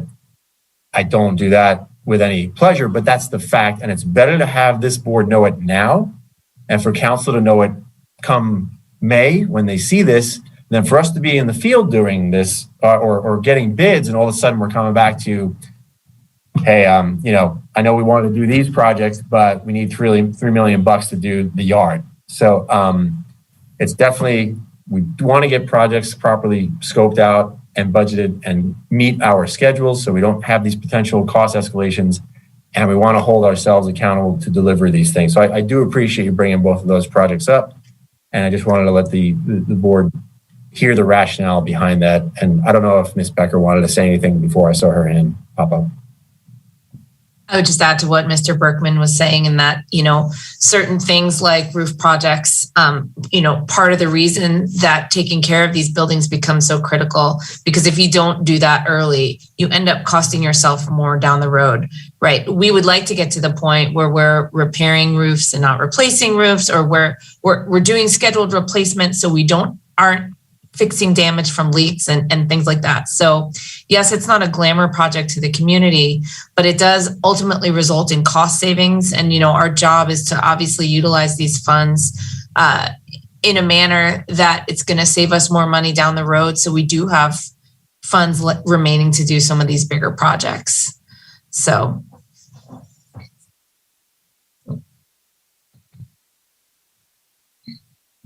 Mr. Jackson, does that answer your concerns for now, and then we can discuss after they've answered our questions about the projects, we can discuss prioritization. I think that's fine. Okay, great. Since we're talking about that project, the police fire headquarters leaking roof and fixing the roof, it's $725,000 project. So is the plan to replace the entire roof then? Is that basically the need? I would need to pull up the project sheet, but Mr. Pearson is here. Dean, I don't know if you can elaborate on that scope of work while I'm looking for the sheet. If not, we'll have to, there he is. I see him coming in. Yeah. Thank you, Dean. Dean is our construction superintendent in Public Works. Nice to meet you. Yes, good evening. The roof and envelope waterproofing, it consists of roof replacement. And when we're talking about the envelope, we're talking about all vertical surfaces. So fenestration around the windows, waterproofing on the ephes is a material they use, which is a foam material. It's coated with an elastomeric coatings, different paint finishes. That needs repair throughout the entire structure, exterior of the structure. We have exterior decks that also need attention, and we need attention to all the piping and the drainage that supports that building within the building as well. That's all part of the roof system. And so there's a variety of different waterproofing issues we have. There's also some subterranean waterproofing to the building. And so that's great. Thank you. Follow-up question. So this clearly needs to be done at some point. And my question to you is, what would be the negative consequences of waiting and pushing it off for a year, for example? Well, it will cost more the longer we wait, and there are considerations for damage to the building itself and to relocating staff, as Mr. Berkman mentioned. We have fire using that building and police, and we've had to relocate the entire dorm area through the rainstorms we had recently. And so it's not something, we were making temporary repairs, but it's not something that can wait a year. Okay. And to the construction time, about how long will it take to do the project? And during the project, will there be any interruption in service, or there will be any relocations during the project itself? The project will be planned so the building stays operational throughout the construction period. And Dean, if I may, Madam Chair, thanks for asking. One of the improvements we made in our project sheets, I pulled it up. We have in the project status updated the bottom design, if approved, goes forward July through September of 22. And we anticipate construction occurring from October to May of 23. So I'm happy we had that information there. Yeah. Thank you for pointing that out. I missed that entirely. So still getting used to these forms. Yes. Yes. I want to say I really appreciate the addition of these bottom three items. This does make it much more robust information. So I appreciate that. Thank you. Thank you for the information on that project. It is a larger project on the list, and clearly it's an important one. It's hearing that the entire dorm had to be relocated during the rainstorm is concerning. But also the potential for, water damage is a serious issue for repair. I mean, that's a serious issue. So, that's a large building, and water damage in that building would be I'm sure a major cost to repair. So thank you for that clarification.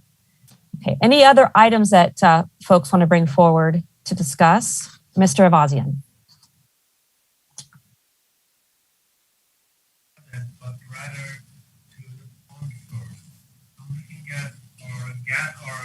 Tax estimate, it's about $2.99 million, about $3 million of gas taxes estimated we receive in the upcoming fiscal year. What I'm seeing in this list is about just $250,000. Where is the gas tax? Yeah, $250,000 just programs from the gas tax.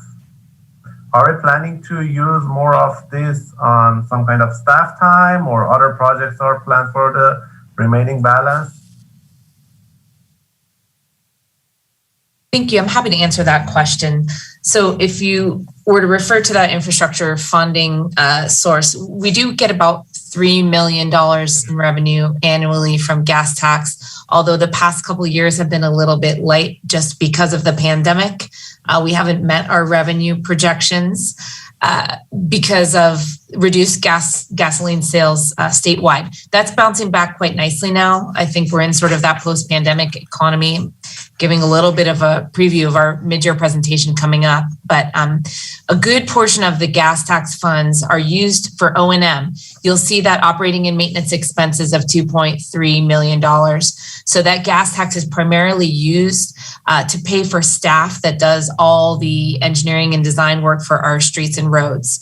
So the majority of our gas tax fund has traditionally gone towards that. Whatever is left over from revenues, we will use towards that street and pavement funding. Last year, I believe it was $400,000. This year we were being a little bit more conservative and going with $250,000 because we don't know what the revenue is going to be like towards the end of the year. If our revenue comes in above projections, then you'll see probably the following year we might use even more of gas tax towards our street paving program, and then we might reduce our allotment from Measure P. So we, like I said, we do try to use all of those restricted funds first, but because of the situation with the state gas tax being a little bit uncertain with revenues, we're sort of being extra conservative on how much we're using for our paving program. One more question I had about the Measure R funding. Just Metro Board recently approved the use of Measure R funds more toward the complete street project. Will we have more plans to utilize this additional funding source for more sidewalk improvements, street improvements, and similar complete street projects in future? Through the chair, yes. And I know Mr. Krisky is here. Complete Streets plan is in place. There are projects that are ongoing now that we're doing. And Measure R is definitely one of the funding sources that we'll be using. And Mr. Krisky, if you'd like to add anything. No, that's true. And in fact, our Measure Our Local Return, the council has consistently allocated several $100,000s a year towards active transportation and complete streets. And we're proposing further improvements to that. The board's action was on a different portion of Measure Our Highway money that was predominantly being spent on highways. And the board has opened up that eligibility for more active transportation projects, which is, I think, good for Burbank. And Burbank does have a separate pot of money, not reflected necessarily here. It's more like grant funding, but we will be looking to program that as well, and we'll likely be using it for its active transportation. But yes, thank you. It is down at the bottom of the worksheet. Oh, it is. That line that says grants. Yes. It's all of our grants lumped together, but part of that is that Measure R highway operations money that's shown there, that $1,150,000.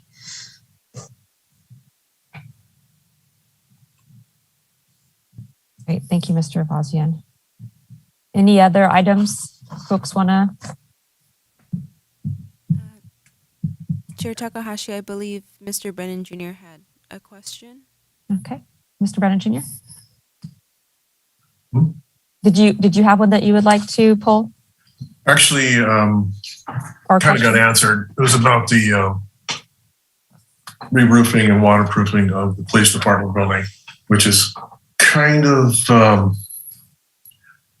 unbelievable, and especially the amount of money they're spending, which tells me that because was my business for 35 years, and I'm sitting back listening to how much they have of the problems they're having, knowing that they had some waterproofing problems initially with that particular building years ago and never got fixed.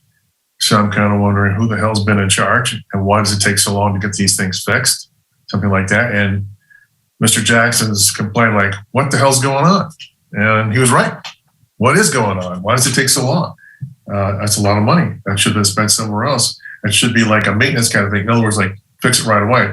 Now I'm kind of wondering, what are you actually doing to fix the problems?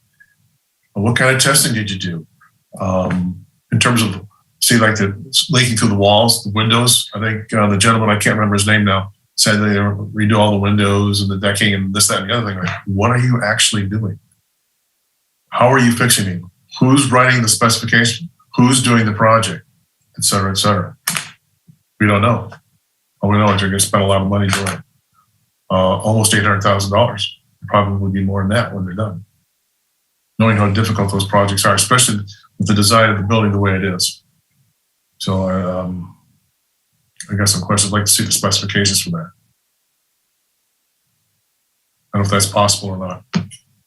Madam Chair, respectfully, it's every document, contractor, consultant, everything staff does is completely open and transparent. It can be accessed with a simple call to the project manager, Mr. Pearson.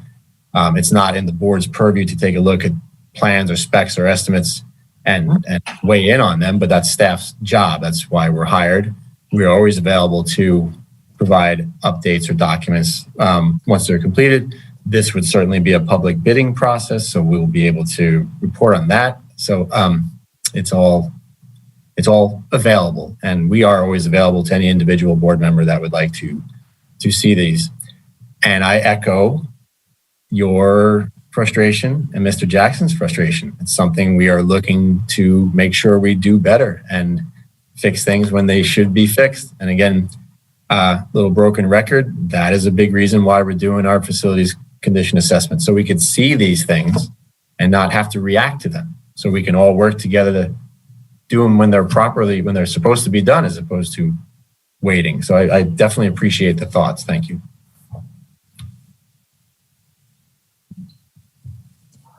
Mr. Berkman, you mentioned about, again, the assessment. I'm wondering, this project, the police and fire station, is urgent enough that staff feels that it needs to be done before that assessment is done in the city? Well, I'm not being flippant here, but imagine if your house was leaking. You wouldn't just let it continue to leak. And if it's a serious leak, then you're risking damage to the structural members of your house. It's the same principle no matter what building it is. So it is urgent. We take the recommendation and the score very seriously. We appreciate the board's comments, and they're well noted and well taken, but it's definitely a project that we need to do. Mr. Brennan, any further questions? No. Okay, thank you. Any other items? Mr. Jackson? Yeah, since I don't have benefit of the spreadsheet to know what are above or below the red line, could we at least, could you go through and tell us which projects are above the red line, which you're recommending as new for funding? Yeah, thank you. I know Hoon's going to pull up the list, but I will. Okay, there we go. And if we could maybe zoom in a little bit just on those like On 3 the or 4 left there. columns. Yeah, there you go. Okay. Thank you. Perfect. So Perfect. So briefly, just to go through the sheet, we have you'll recognize last year our annual projects, which we must do. Those are our sidewalk and arterial paving and our residential paving and our facilities small cap program, as opposed to other things that we're talking about here. We have our restricted fund projects, and those are an exhaust systems replacement, more facilities, fire stations, then a fuel tank replacement at Fire Station 12. And then we have the Burbank Channel, the project we were talking about, the public art project. We have fleet vehicle lifts in the yard that need replacing, and we're doing one of the, I think, 3. And we have, I believe Mr. Jackson mentioned, we had the Maxim Park ball field fencing. So the competitive, if you will, prioritized projects that the board is considering are numbers 10 through 19. And if Hoon, you could probably zoom in a little more, we can see those and their scores. And that red line shows the, based on our funding, the projects that can be recommended to go forward from 10 to 19, and those that cannot are 20 to 24.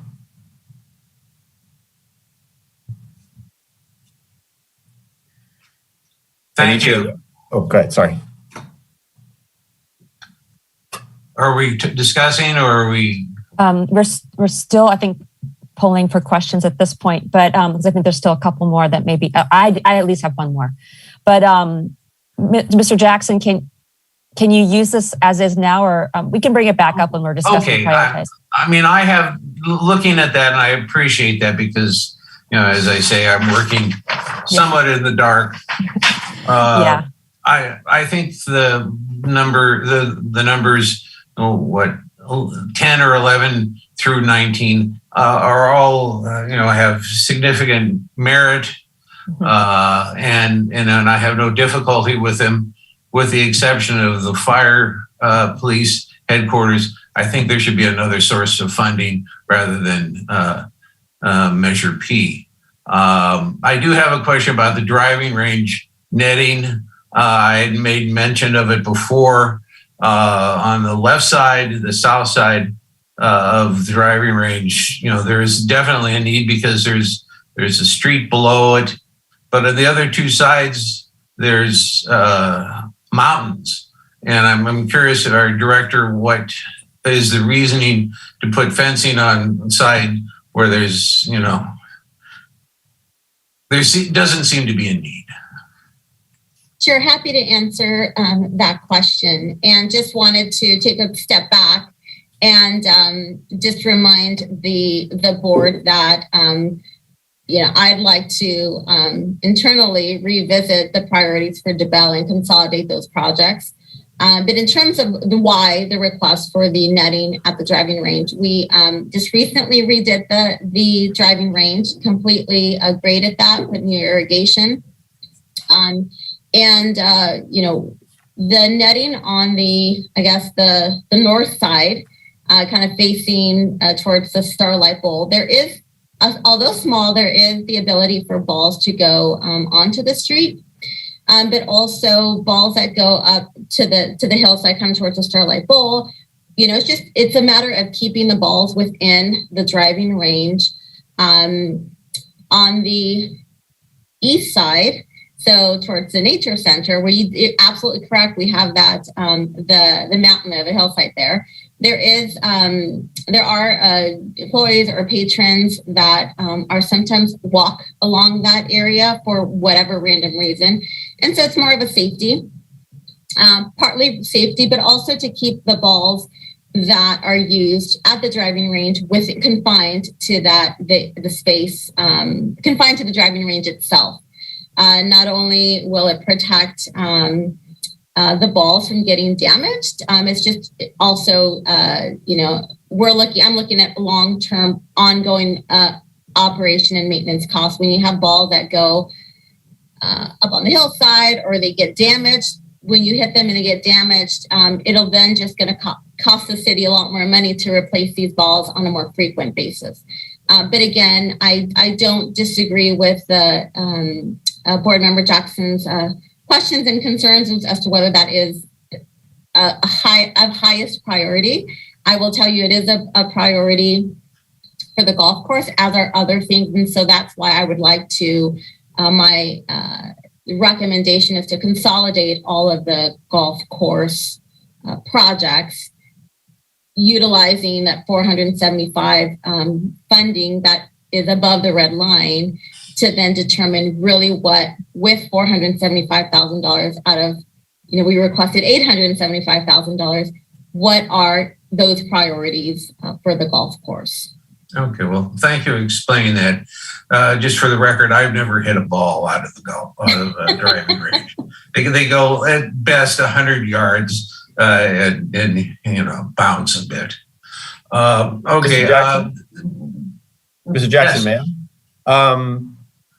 Ms. Garcia, one of the things that was mentioned in the actual project sheet was the ongoing operating and maintenance impact, that the netting needs to be replaced every 7 to 10 years. I'm assuming we're within that range now.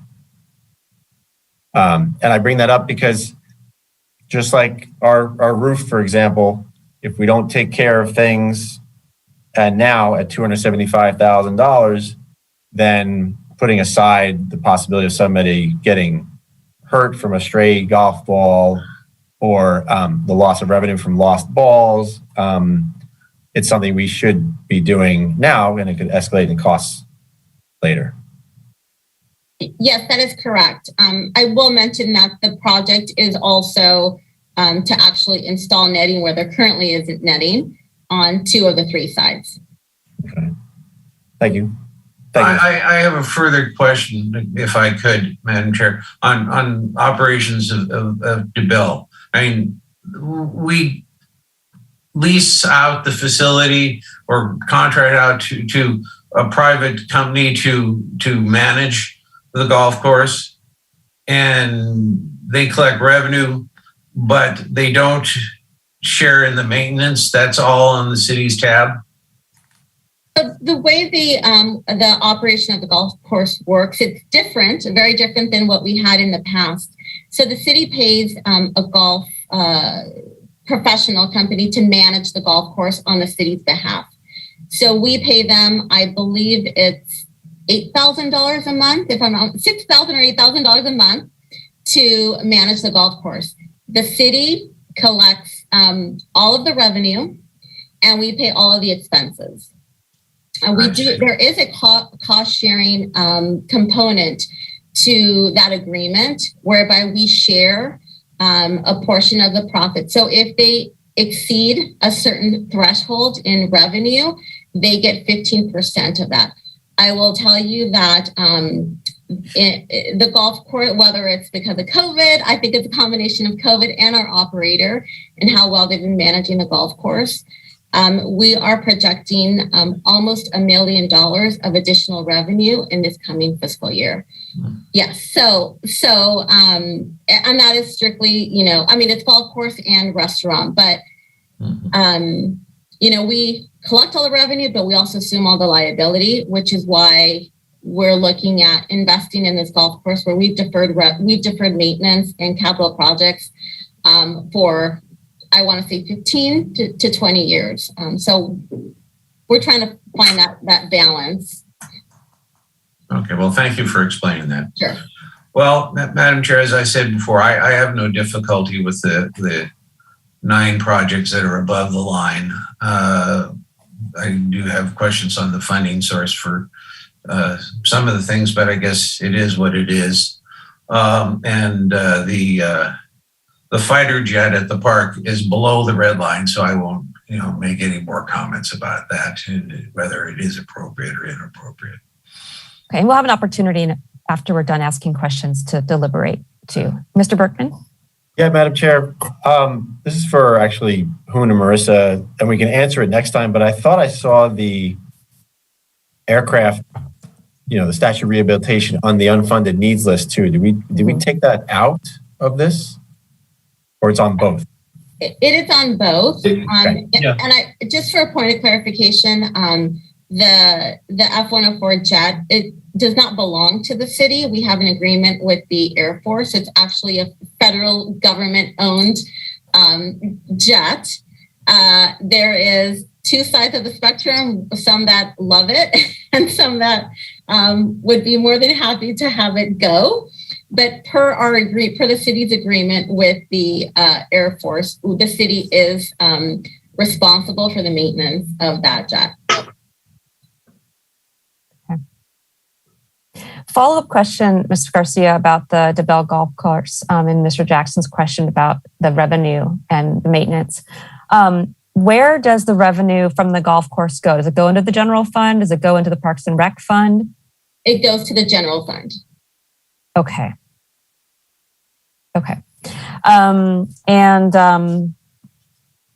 For the jet in front of the maintenance of the jet,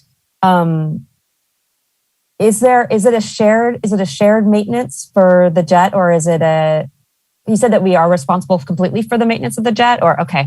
Yes. So, but they own it. Okay. What would happen if we didn't maintain it?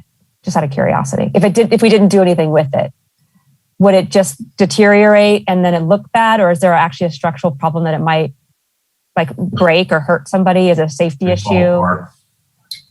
Yes, I mean the scope of the project that was presented was to look at the structural integrity of the jet. If you drive by, how it's placed. So yes, the structural integrity as well as repainting it to give it it looks a little bit worn. So it would be doing both, accomplishing both. Okay. And this is kind of a stretch, but could it be considered public art? I mean, it's kind of sort of public art. No, that's a good suggestion. But no, the use of public art dollars is pretty quite defined, and that would not qualify as an art installation, unfortunately. Okay. I just remembered the other question I had about the golf course. I was trying to remember what it was. So I noticed that there are a number of items about the golf course on both this list and the unfunded list. And I'm wondering, of all the park improvements. And you were saying earlier how your department is always looking for grants and things. Is it difficult to find outside funding for the golf course? Is that why there's so many items for the golf course on the list versus other parts of the parks programs? Yes, and just as general, rule of thumb, golf courses don't score high, don't score well with grant funding. Where when you have more community type facilities, right? And I know there's always that conversation about the golf courses. Although the restaurant's open and we do have youth programming, we do support high school golf teams. It really, there's that niche of golfers. So when we look for grant opportunities, we're also looking at those projects that have a greater success rate. So like the pools, the recreation centers, playgrounds, those types of projects tend to score a lot more favorable than a golf course. Because normally golf courses aren't parks, or usually they're privately funded golf course, right? So this is an interesting situation where the parks runs or the city runs the golf course. It's a public golf course, yet it doesn't receive the grants that would come with parks as much as other park facilities would. So I'm just wondering. I'm just thinking out loud here about how private. Is it that private golf courses would charge more and have more income, and we're running it in a more publicly serviced way, and so it's not self-funding in a way that a private golf course would be, and so it needs more subsidy from the city? Yes, and I for maybe a few board members might recall, the golf course used to be an enterprise fund, similar to the utilities, right? So the revenue that it collected paid for the expenses, the operation of it. A number of years ago, the council decided not to continue the golf course as an enterprise fund, and now it's just part of the general fund. So I'll tell you, back then, when the golf course at one point it was super successful, then it wasn't as successful and it struggled to cover its costs, which is at that point, council decided to take it on. The council felt strongly about that being an asset, an important asset to the city, and wanted to keep it and keep it, operating well. And I will tell you today, absolutely would make sense for the golf course to be an enterprise fund, right? When we're generating a lot of revenue. But again, it at the end of the day, it's a win-win for the city because the money that's coming in, the additional revenue, bringing in, close to $1 million more in revenue is, those dollars are going into the city's general fund and it's helping the city as a whole. Our hope is that the revenues continue to steadily, and we're smart about how the improvements that we make, but the recent renovations to the driving range are part of the reason why revenue is probably going to go up, right? It's investing in, and the nicer the golf course looks, the more you can charge. So it's slow. It's a slow process, but it's also we're trying to be very methodical as to what improvements we make. Obviously, health and safety are a priority, but then you start looking at, return on investment, right? What's going to be the biggest bang for our buck, and establishing that reputation as a not only great customer service, but a fantastic looking golf course, well maintained. All of that plays into our decisions as well. Right. So would you say right now that, as it stands right now, that the golf course is operating at a loss, but that over time no, it's not? Okay. No, it's operating in surplus. I don't know the projected number right now, but we were operating at a loss until the first minute we brought in Touchstone, who's our operator, although it was very nominal. I want to say it was like maybe $15,000 the first year. And now we're, I believe last year was over $300,000 in the red, and now we're looking at, we'll be generating that extra $1 million. Most of it will be profit. Okay. Without getting too much into the weeds, there is a difference between operating and capital, right? So the golf course is sustaining itself operationally, right? But that doesn't necessarily mean that it's going to generate enough money to do some of the capital investments that it needed to do. And this is what happened when it was an enterprise fund.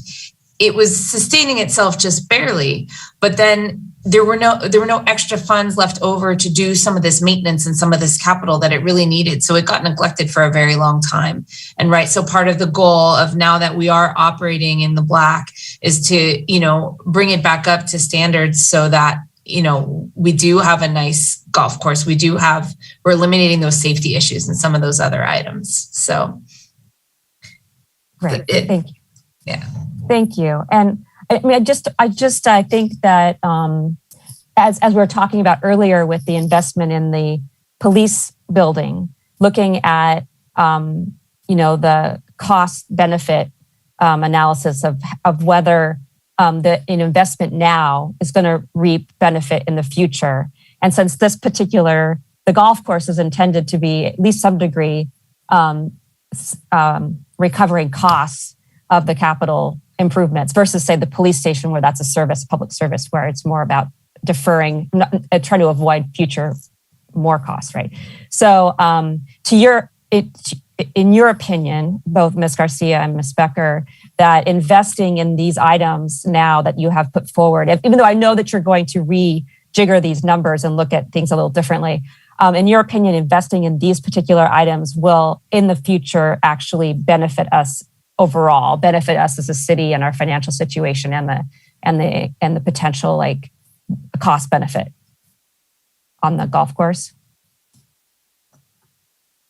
I'm looking at yeah, I know it's a big question, but it's a significant amount potentially. It could be quite a bit of a chunk of this funding. So I think it's important to recognize whether what kind of investment we're putting back in the community with it.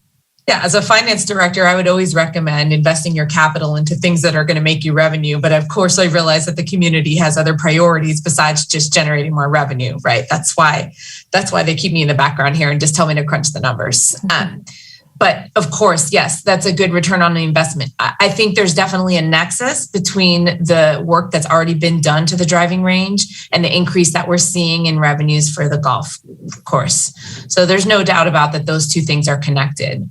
But of course, we have to balance that with all the other priorities we have for the city, that just because they don't generate revenue doesn't mean that that's not going to serve an equal value to the city. So, the golf course sort of has to get in line with everybody else, right?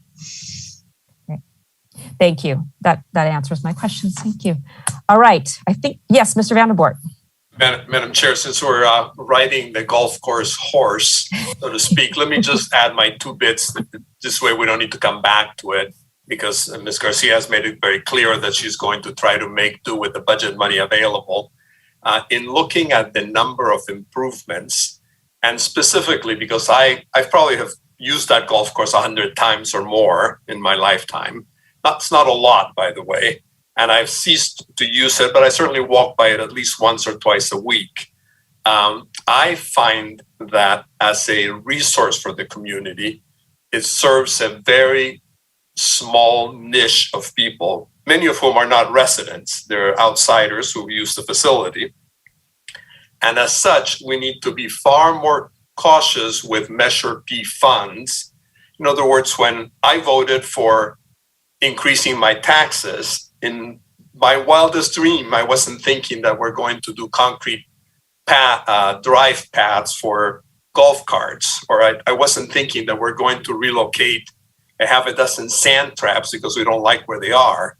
And that to me sits really poorly. And I'm expressing this now because this is my opportunity to express it. I think that, yes, should you take care of 120 trees that are dying or need to be cut? Absolutely. Should we take care of sprinklers that are falling apart? Absolutely. But there's a point where even though it's now breaking even, I know it's history. I know how many millions of dollars the city invested to bring it to this point, and it's certainly not $1 million or $2 million but it's a lot of money that over the years we as a city have invested in this golf course. And we now have to ask ourselves, is the golf course making money and surviving like my grandkids are making money and surviving with their allowance? Or, are they really a service to the overall for the community? And if so, what is the right amount of money? For me, as a member of this board, I feel strongly, not because I dislike the golf course. I love it. I go right by it all the time and I use the restaurant.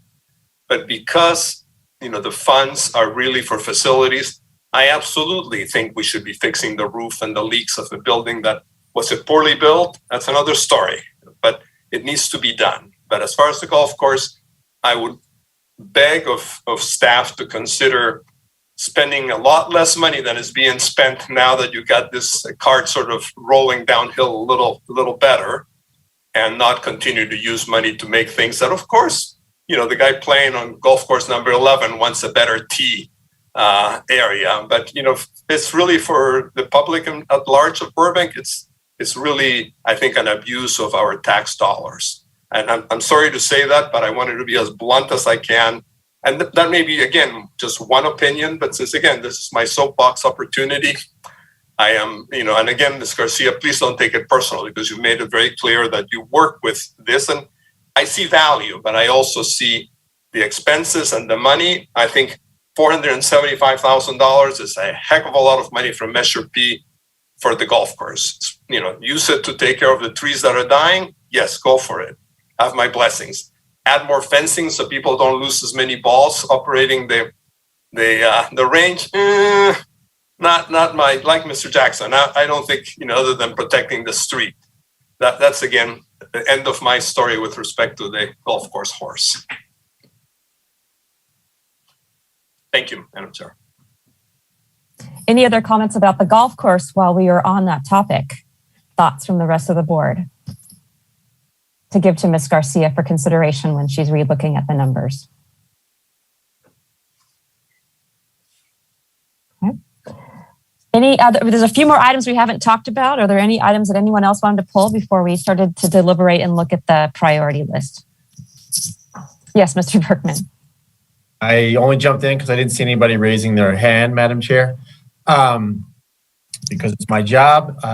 Last meeting, we also said we would have 150-minute check-in, so 8:30 is coming up. I'm sure we want to move on, only because other commissions and including councils, when meetings run a little long, I just wanted to offer, seeing body language and thinking of myself, if we would like to take a 5-minute break, that's up to the chair and the board, but we're here to move on with you. Just wanted to jump in there to say that. Thank you for saying that. It looks like we might have a little bit more conversation. Would the board members like to take a short break and then come back? Or would you like to push through and try to get it done? What would you like to Ms. do? Coronado shaking head yes. Yes, potty break. So 5. Okay, bio break for 5 minutes. Is that good? 8:35, yes. Thank you, Madam Chair. Thank you.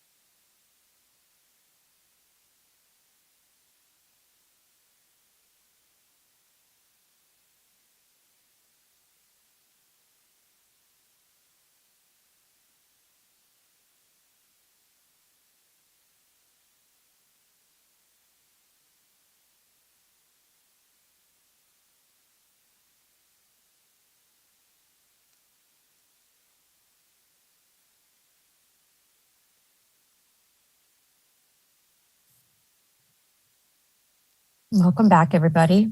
We're waiting on Mr. Jackson and Mr. Avazian to return.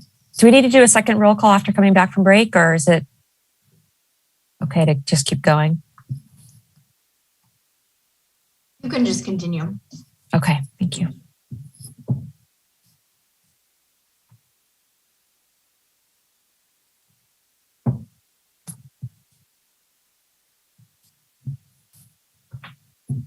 Give Mr. Jackson a minute or two. There he is. All right, welcome back, everyone. Are we ready to restart our meeting? Okay. So while we had our bio break, did anyone think of any last minute questions they wanted to ask before we move on to the next section of the meeting, next part of the discussion? Okay. So the next, now maybe this is where actually we could provide some guidance, Mr. Berkman. Looking at this list, the next month we're gonna give feedback and thoughts to you and during this process now, and then next month we'll see it again with updates and suggestions and the new information from Parks and Rec, right? So knowing that, what do you recommend for this process now? Should we just give you kind of feedback on, as we have been doing, about our thoughts on the different projects? Should we talk about specifically moving them up and down above the line, or what do you think? Yes, Madam Chair, I think the next phase for this, that now that we've had the chance to hear your input, if there are board members that would like to see projects below the line be potentially moved up above the line, we can consider those, but we've heard the input. Clarification, the next revision of this program will be brought to DOC, the Development Oversight Committee, again in early March. And with those comments, they'll see the results of this meeting, and then we'll bring it back to March 24th, I believe it is, and we'll finalize it. So at this point, I did hear Mr. Jackson say he was okay with the ones above the line, 10 through 19, and it could be as simple as putting a motion forward by that, or if there's discussion for folks that would like to modify the list, that's the time to do it would be now. Okay. I do have some thoughts, but I wanted to offer up other board members if you have any thoughts to add. We can take a look at the list again if you'd like to see that while we're discussing.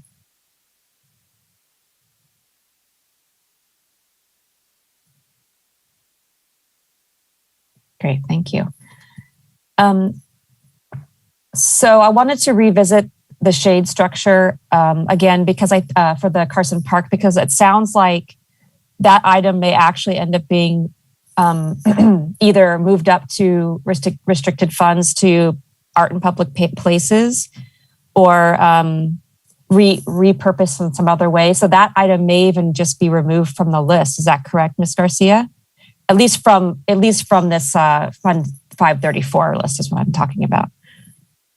Yes, that is high potential. Okay.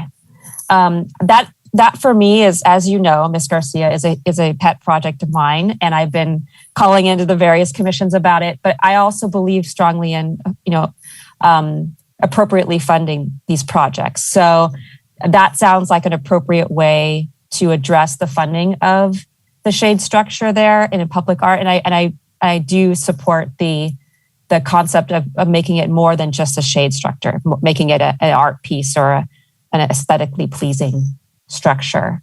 And then I did want to revisit, since Mr. Jackson brought it up, and I do think it's worth talking about the Starfighter aircraft rehabilitation project.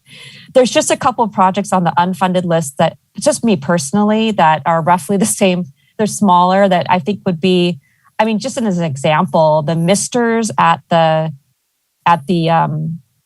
animal shelter, to me, is a more worthy project than updating the jet. But that's just, my little opinion. I'm just wondering what the board thinks of the aircraft rehabilitation. I have nothing against rehabilitating it, but $50,000 for an assessment of whether it needs to be rehabilitated or not seems like a little bit of a chunk of funds for me. But just what I wanted to get the idea, the thoughts from the board about this particular item as well, besides myself and Mr. Jackson.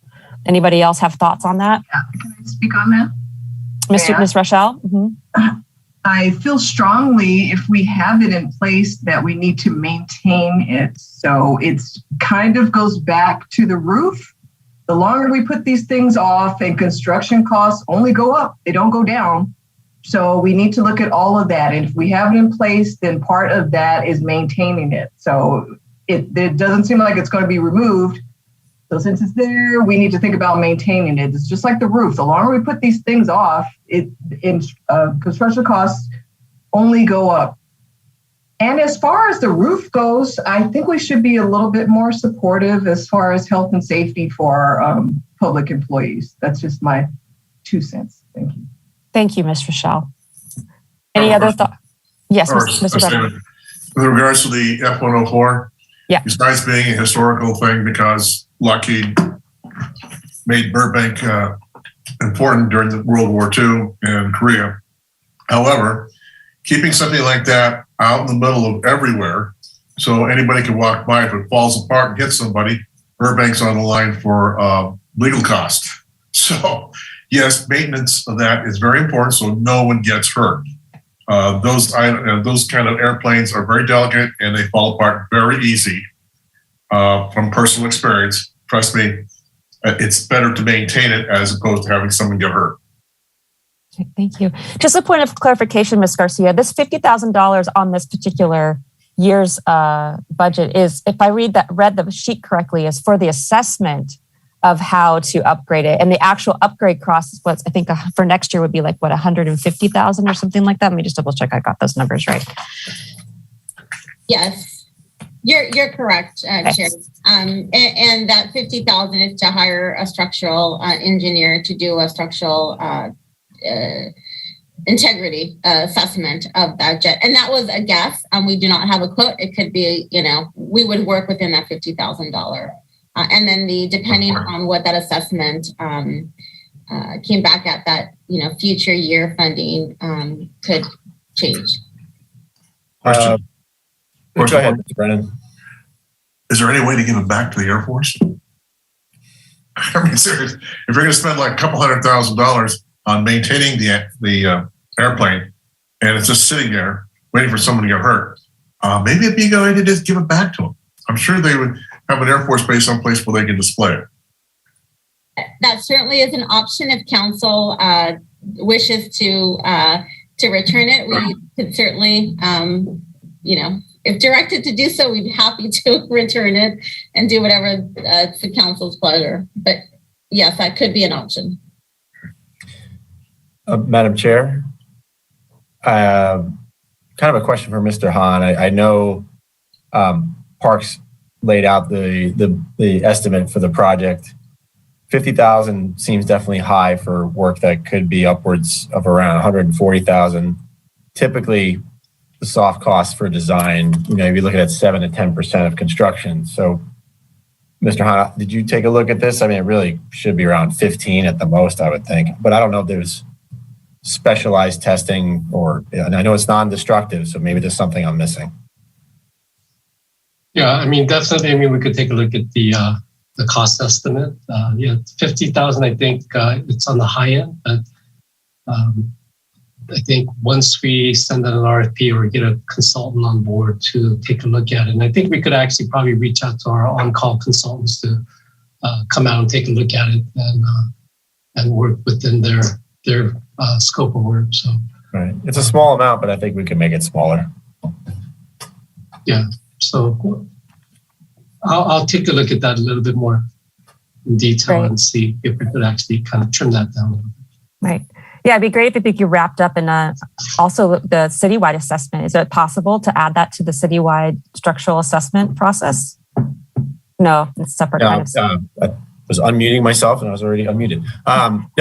That's all for specifically buildings and building systems. This is a unique structure and it requires a unique analysis. Okay. Would it be okay, Mr. Hahn, if you popped up that list again so we can take a look at it?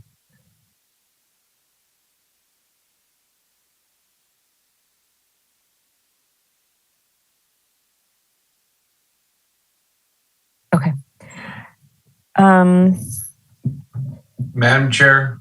Yes, Mr. Jackson. Okay, on further reflection and looking at this, I mean, I agree with you. I think the shade structure at Johnny Carson Park has more impact and importance to the community than, golf course paths at DeBell.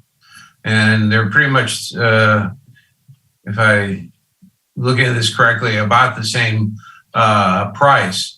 And then, as I said, all of these have merit, but I am troubled by funding the parks master plan and the roof at the police fire out of Prop P funds.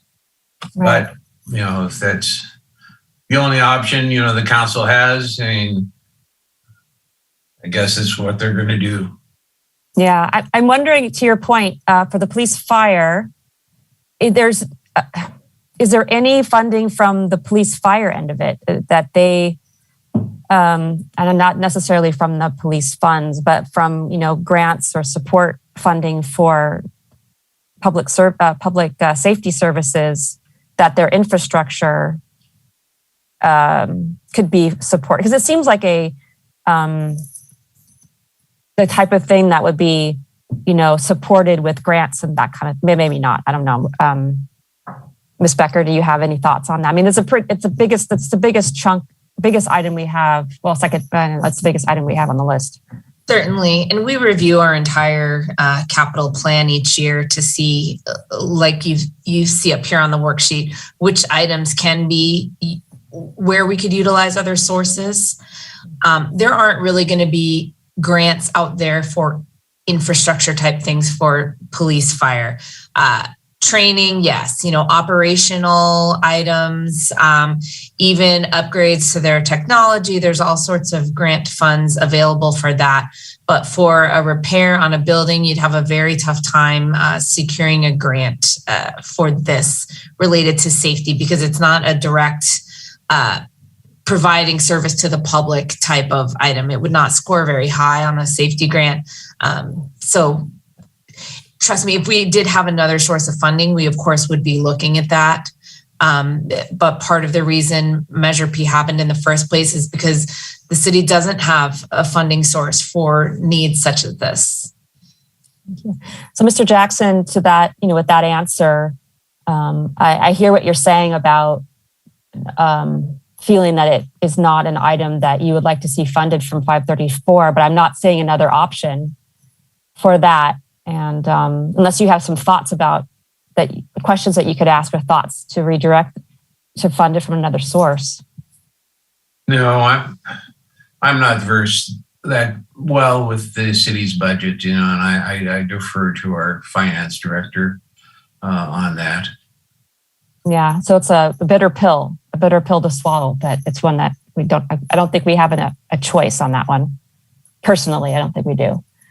And then for the, what was the other item? Oh, the Parks Master Plan, right? And that's another item, if I understand Ms. Garcia and Ms. Becker, that there is no other, just like for the fire police station, there is no other source of funding for that we could redirect or ask for other sources, right? Or is that just to make sure that as we are looking at that, and Mr. Jackson's looking at that we're not putting this in a fund because it's, I don't know, there's no other choice. You could argue that it could be a general fund expense. I mean, we now have two unrestricted sources of funds, right? We have our general fund, which is always, of course, unrestricted. And then we have our infrastructure funds, which we have made a conscious decision to designate towards infrastructure. A master plan, if it were not facility-based, I probably would have recommended it didn't go into the infrastructure fund budget, but because it is a plan for park facilities that will ultimately drive what we do with these facilities in the future, there is a nexus there. Like I said, similar to the facilities master plan that Mr. Berkman and his team are working on, or the facilities assessment, I should say. So there's a nexus there, but the only other option would be then to utilize general funds. Okay. So to that point, yes, Mr. Vanderboort? I'm sorry, I don't know, with a little screen, I don't know if you saw, I clicked on my raised hand here.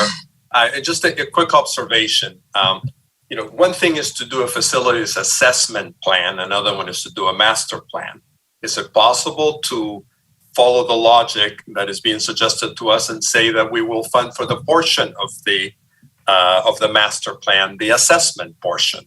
Because to me, I think that we're talking about something here that we're mixing apples and oranges. Next thing we're going to be paying for a plan for traffic and transportation master plans, because after all, they deal with the streets. Or in other words, we can continue with this logic down a very slippery slope.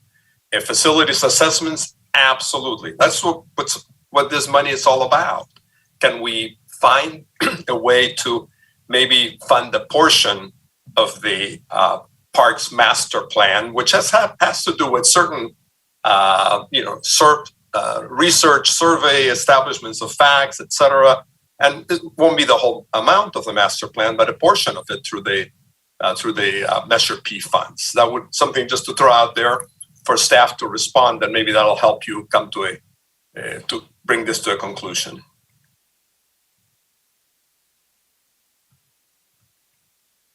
Yes, so I'm happy to look at the portion of the master plan that would be specific to the assessment of our current facilities, and potentially request that the remaining funds be funded out of the city's general fund.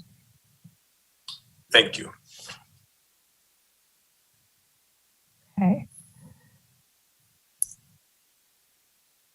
One other thing that I'm looking at here that I think is worth discussing before we leave tonight is thinking about above and below the line.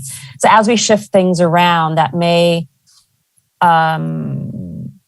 ease up some room to move things up. And the next item under the red line is the ball field lighting modernization at McCambridge 1 and 2, which we haven't discussed, but it's the second biggest item financially on the list. So my question to the board is that if there's room to shift something up above the line, let's say things get moved around and we have a little extra wiggle room in the budget to add something from under the red line to move it up, would the board like staff to move that next item 20 up above the line, or would there be something else that the board would prefer? Because that is a pretty big item and would take it'd probably be that one thing that can move up and nothing else. So would love to hear your thoughts.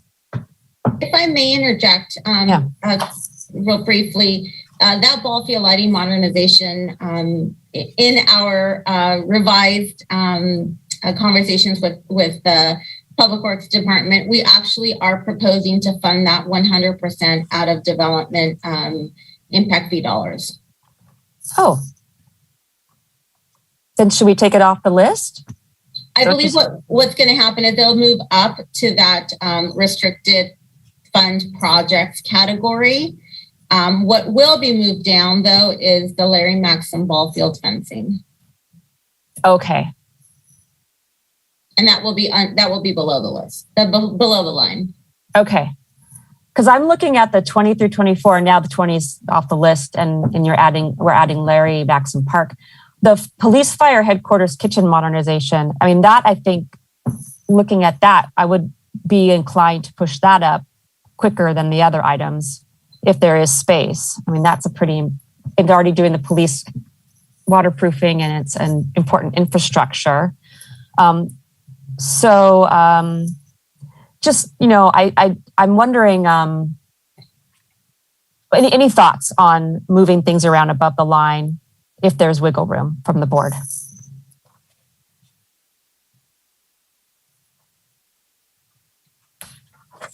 Madam Chair, I don't know if you can see me. As I said before, I think the shade structure of Johnny Carson Park, has a lot of merit and probably should be above the line. As our director said, the lighting may very well be picked up by water and power. But personally, I think infrastructure are things for our parks, for improving and for paving our streets and projects of that order, and not necessarily reports and other items. I have a question for our Parks Director. You talked about development fees that the city gets for construction. There's a Quimby fee, which is a state requirement whenever there's a subdivision or a zone change in actions. At least I know in Los Angeles it's used. Does Burbank get Quimby dollars or from developers? So I know we get, and I'm not familiar with Quimby specifically. What Parks and Rec gets is we get development impact fees, right? So we get a set amount per bedroom, for new bedroom that's developed. And I don't know if that's what you were referring to. And then we also have, and that specifically is restricted to impacts that the city incurs due to the increased development. And then there's also capital improvements for park development. And that's, I believe we only have $104,000, and I do not know the exact source of that funding. But I know that those are restricted to capital improvements, specifically to the Parks Department. I don't know if Ms. Becker has any more information. So I'm a little familiar with the Quimby fee. So the Quimby fee is similar to it's part of the development impact fee. So the development impact fee, I believe that the parks collect is tied in. It's not really. I mean, Quimby was a state legislator years ago, and he got passed through the state legislation, through the state and signed by the governor, a measure which imposes a fee whenever there is a subdivision of land. And I believe it also occurs when there's a zone change. We do have plan developments in the city, and those would, I believe, constitute a zone change. And it's to, at least it was initially envisioned to get more parklands within a certain prescribed radius of whatever particular development. I know the city of LA collects it, hasn't used a lot of it because they haven't been able to amass enough monies over the years to buy land for park purposes. I was just curious if Burbank availed itself of that particular fee. I mean, there's probably not a lot of subdivisions, although these new units that are going, some I believe are condominiums, and that's a subdivision which would require the fee, at least in other jurisdictions. Anyway, we digress, and I don't want to make the meeting any longer than it is. I could be mistaken, but I do believe that mostly applies to new developments and new subdivisions. Burbank is a fully built out city. You rarely see a new piece of undeveloped land being developed in Burbank. It's usually a building replacing another building, right? Not necessarily adding a new subdivision or a new neighborhood to the city. So you see Quimby fees more in areas that are sort of still growing, and there's still even pockets of LA that are still, growing, though probably not very many, which is why they're not collecting a whole lot of fees there. But it's not something, at least I've seen in Burbank, or that's not a revenue source I've ever dealt with in the past. Condominiums are considered a subdivision of land for that purpose, but be that as it may. And thank you very much. Ms. Coronado, you have your hand up?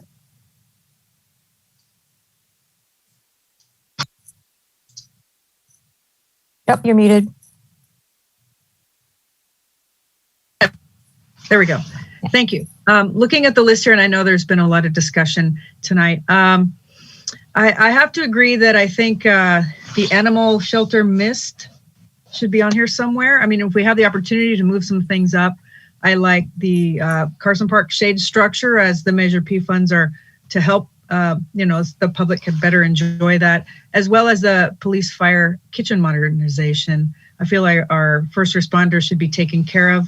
And I'd also like to weigh in on the roof and the envelope waterproofing. the damage that can be caused to the building could end up costing us a lot more. I mean, and then there's other thoughts of, maybe mold growing, and that could turn into an abatement that could end up costing us a whole lot more. So I think that's an important thing that needs to be taken care of as soon as possible, even though it is a large amount.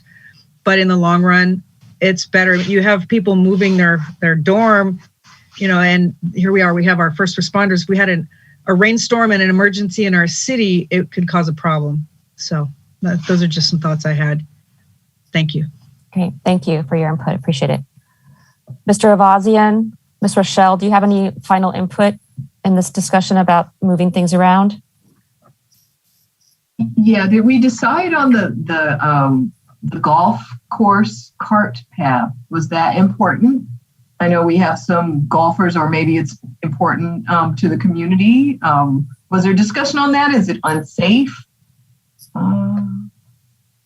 Is that something you want to, are we good with that one? Or, as I said before, I strongly believe in health and safety and mobility projects, so. Yes, real briefly on the golf course, the cart path. Most of the golf course does not have concrete paths.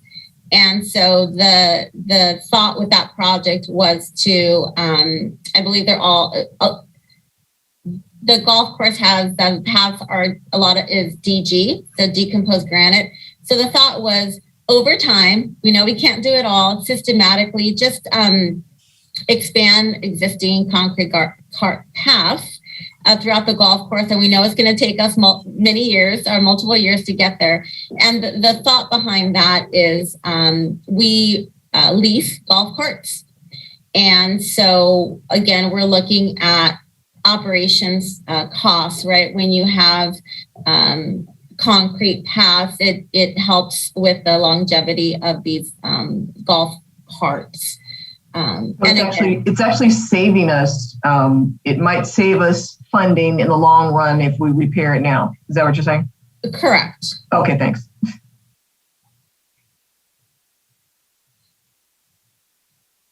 Good question. Thank you. Okay. I think we've exhausted every item on the list, maybe. So we did eventually do what Mr. Jackson asked us to do, just in a different order. Okay.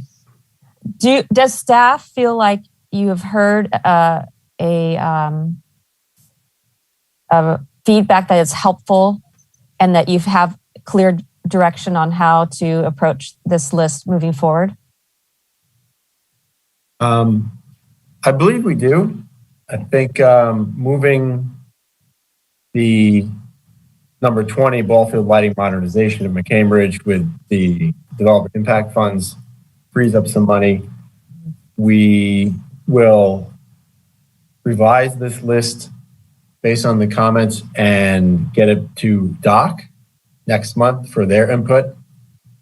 I think one of the things we definitely need to look at carefully is to make sure if several other projects move up above the line, that we are able to deliver them in accordance with the schedule. So we need to look at our staffing resources, but I'll allow others to chime in. I think we have the direction that we need. Mr. Bergman, I moved the project 20, the ball field lighting, on my Excel sheet up to the restricted fund projects, but it really doesn't impact the overall program right now because that was below the line anyway, so it doesn't really free up any Measure P. Thank you. I appreciate that. Right. I'm looking forward a little bit at it with Ms. Garcia's intention to move some of the Park and Rec fund requests around a bit. And in particular, I'm looking at that they're all together, I guess, in a group. And I'm wondering after that's done, if it will shift things around a bit. Also, if there's some adjustments to the parks master plan, if that gets adjusted, that might also switch things around.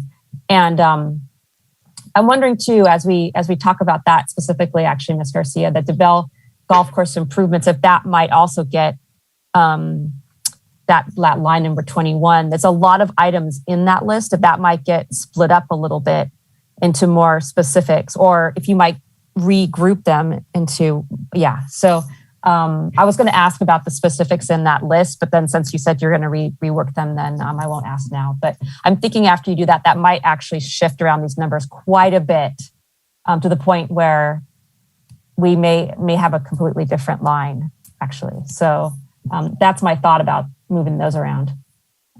Any other thoughts about the items on this list, or any more questions before we wrap up? It's 9:00 now. I just wanted to say before we leave that thank you so much, everyone, for being here for so long and going through this conversation for so long. It's an important conversation, and I appreciate the thoroughness. So any last minute thoughts before we note and file? Or receive and comment, I guess. Okay, great. Thank you. Very good, everyone. This was great. Thank you so much for your input and the thoughtful comments and the back and forths. I'm looking forward personally to seeing the results of this discussion in the next draft of this proposed project. So thank you. So we will wrap that up with the receive and comment, note and file for next time. Is that right? Okay. Yes, ma'am. Great, thank you. All right, our final item tonight is then, or I guess it's next to final, introduction of additional agenda items. Does anyone have anything? We have pending agenda items coming up, revisiting of the proposed capital improvement projects next month. It's scheduled to be looking at speed hump policy next month as well. So that should be an interesting discussion. April is potentially a joint meeting with transportation. That's exciting.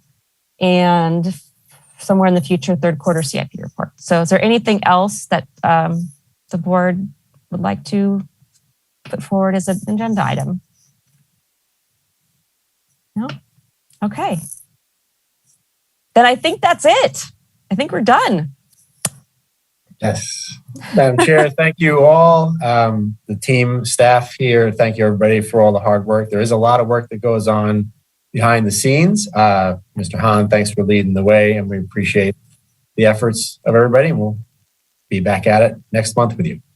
Yes, thank you for all the work you've put into this before tonight and tonight itself, and the future work that you'll be doing on it. Thank you so much, everybody.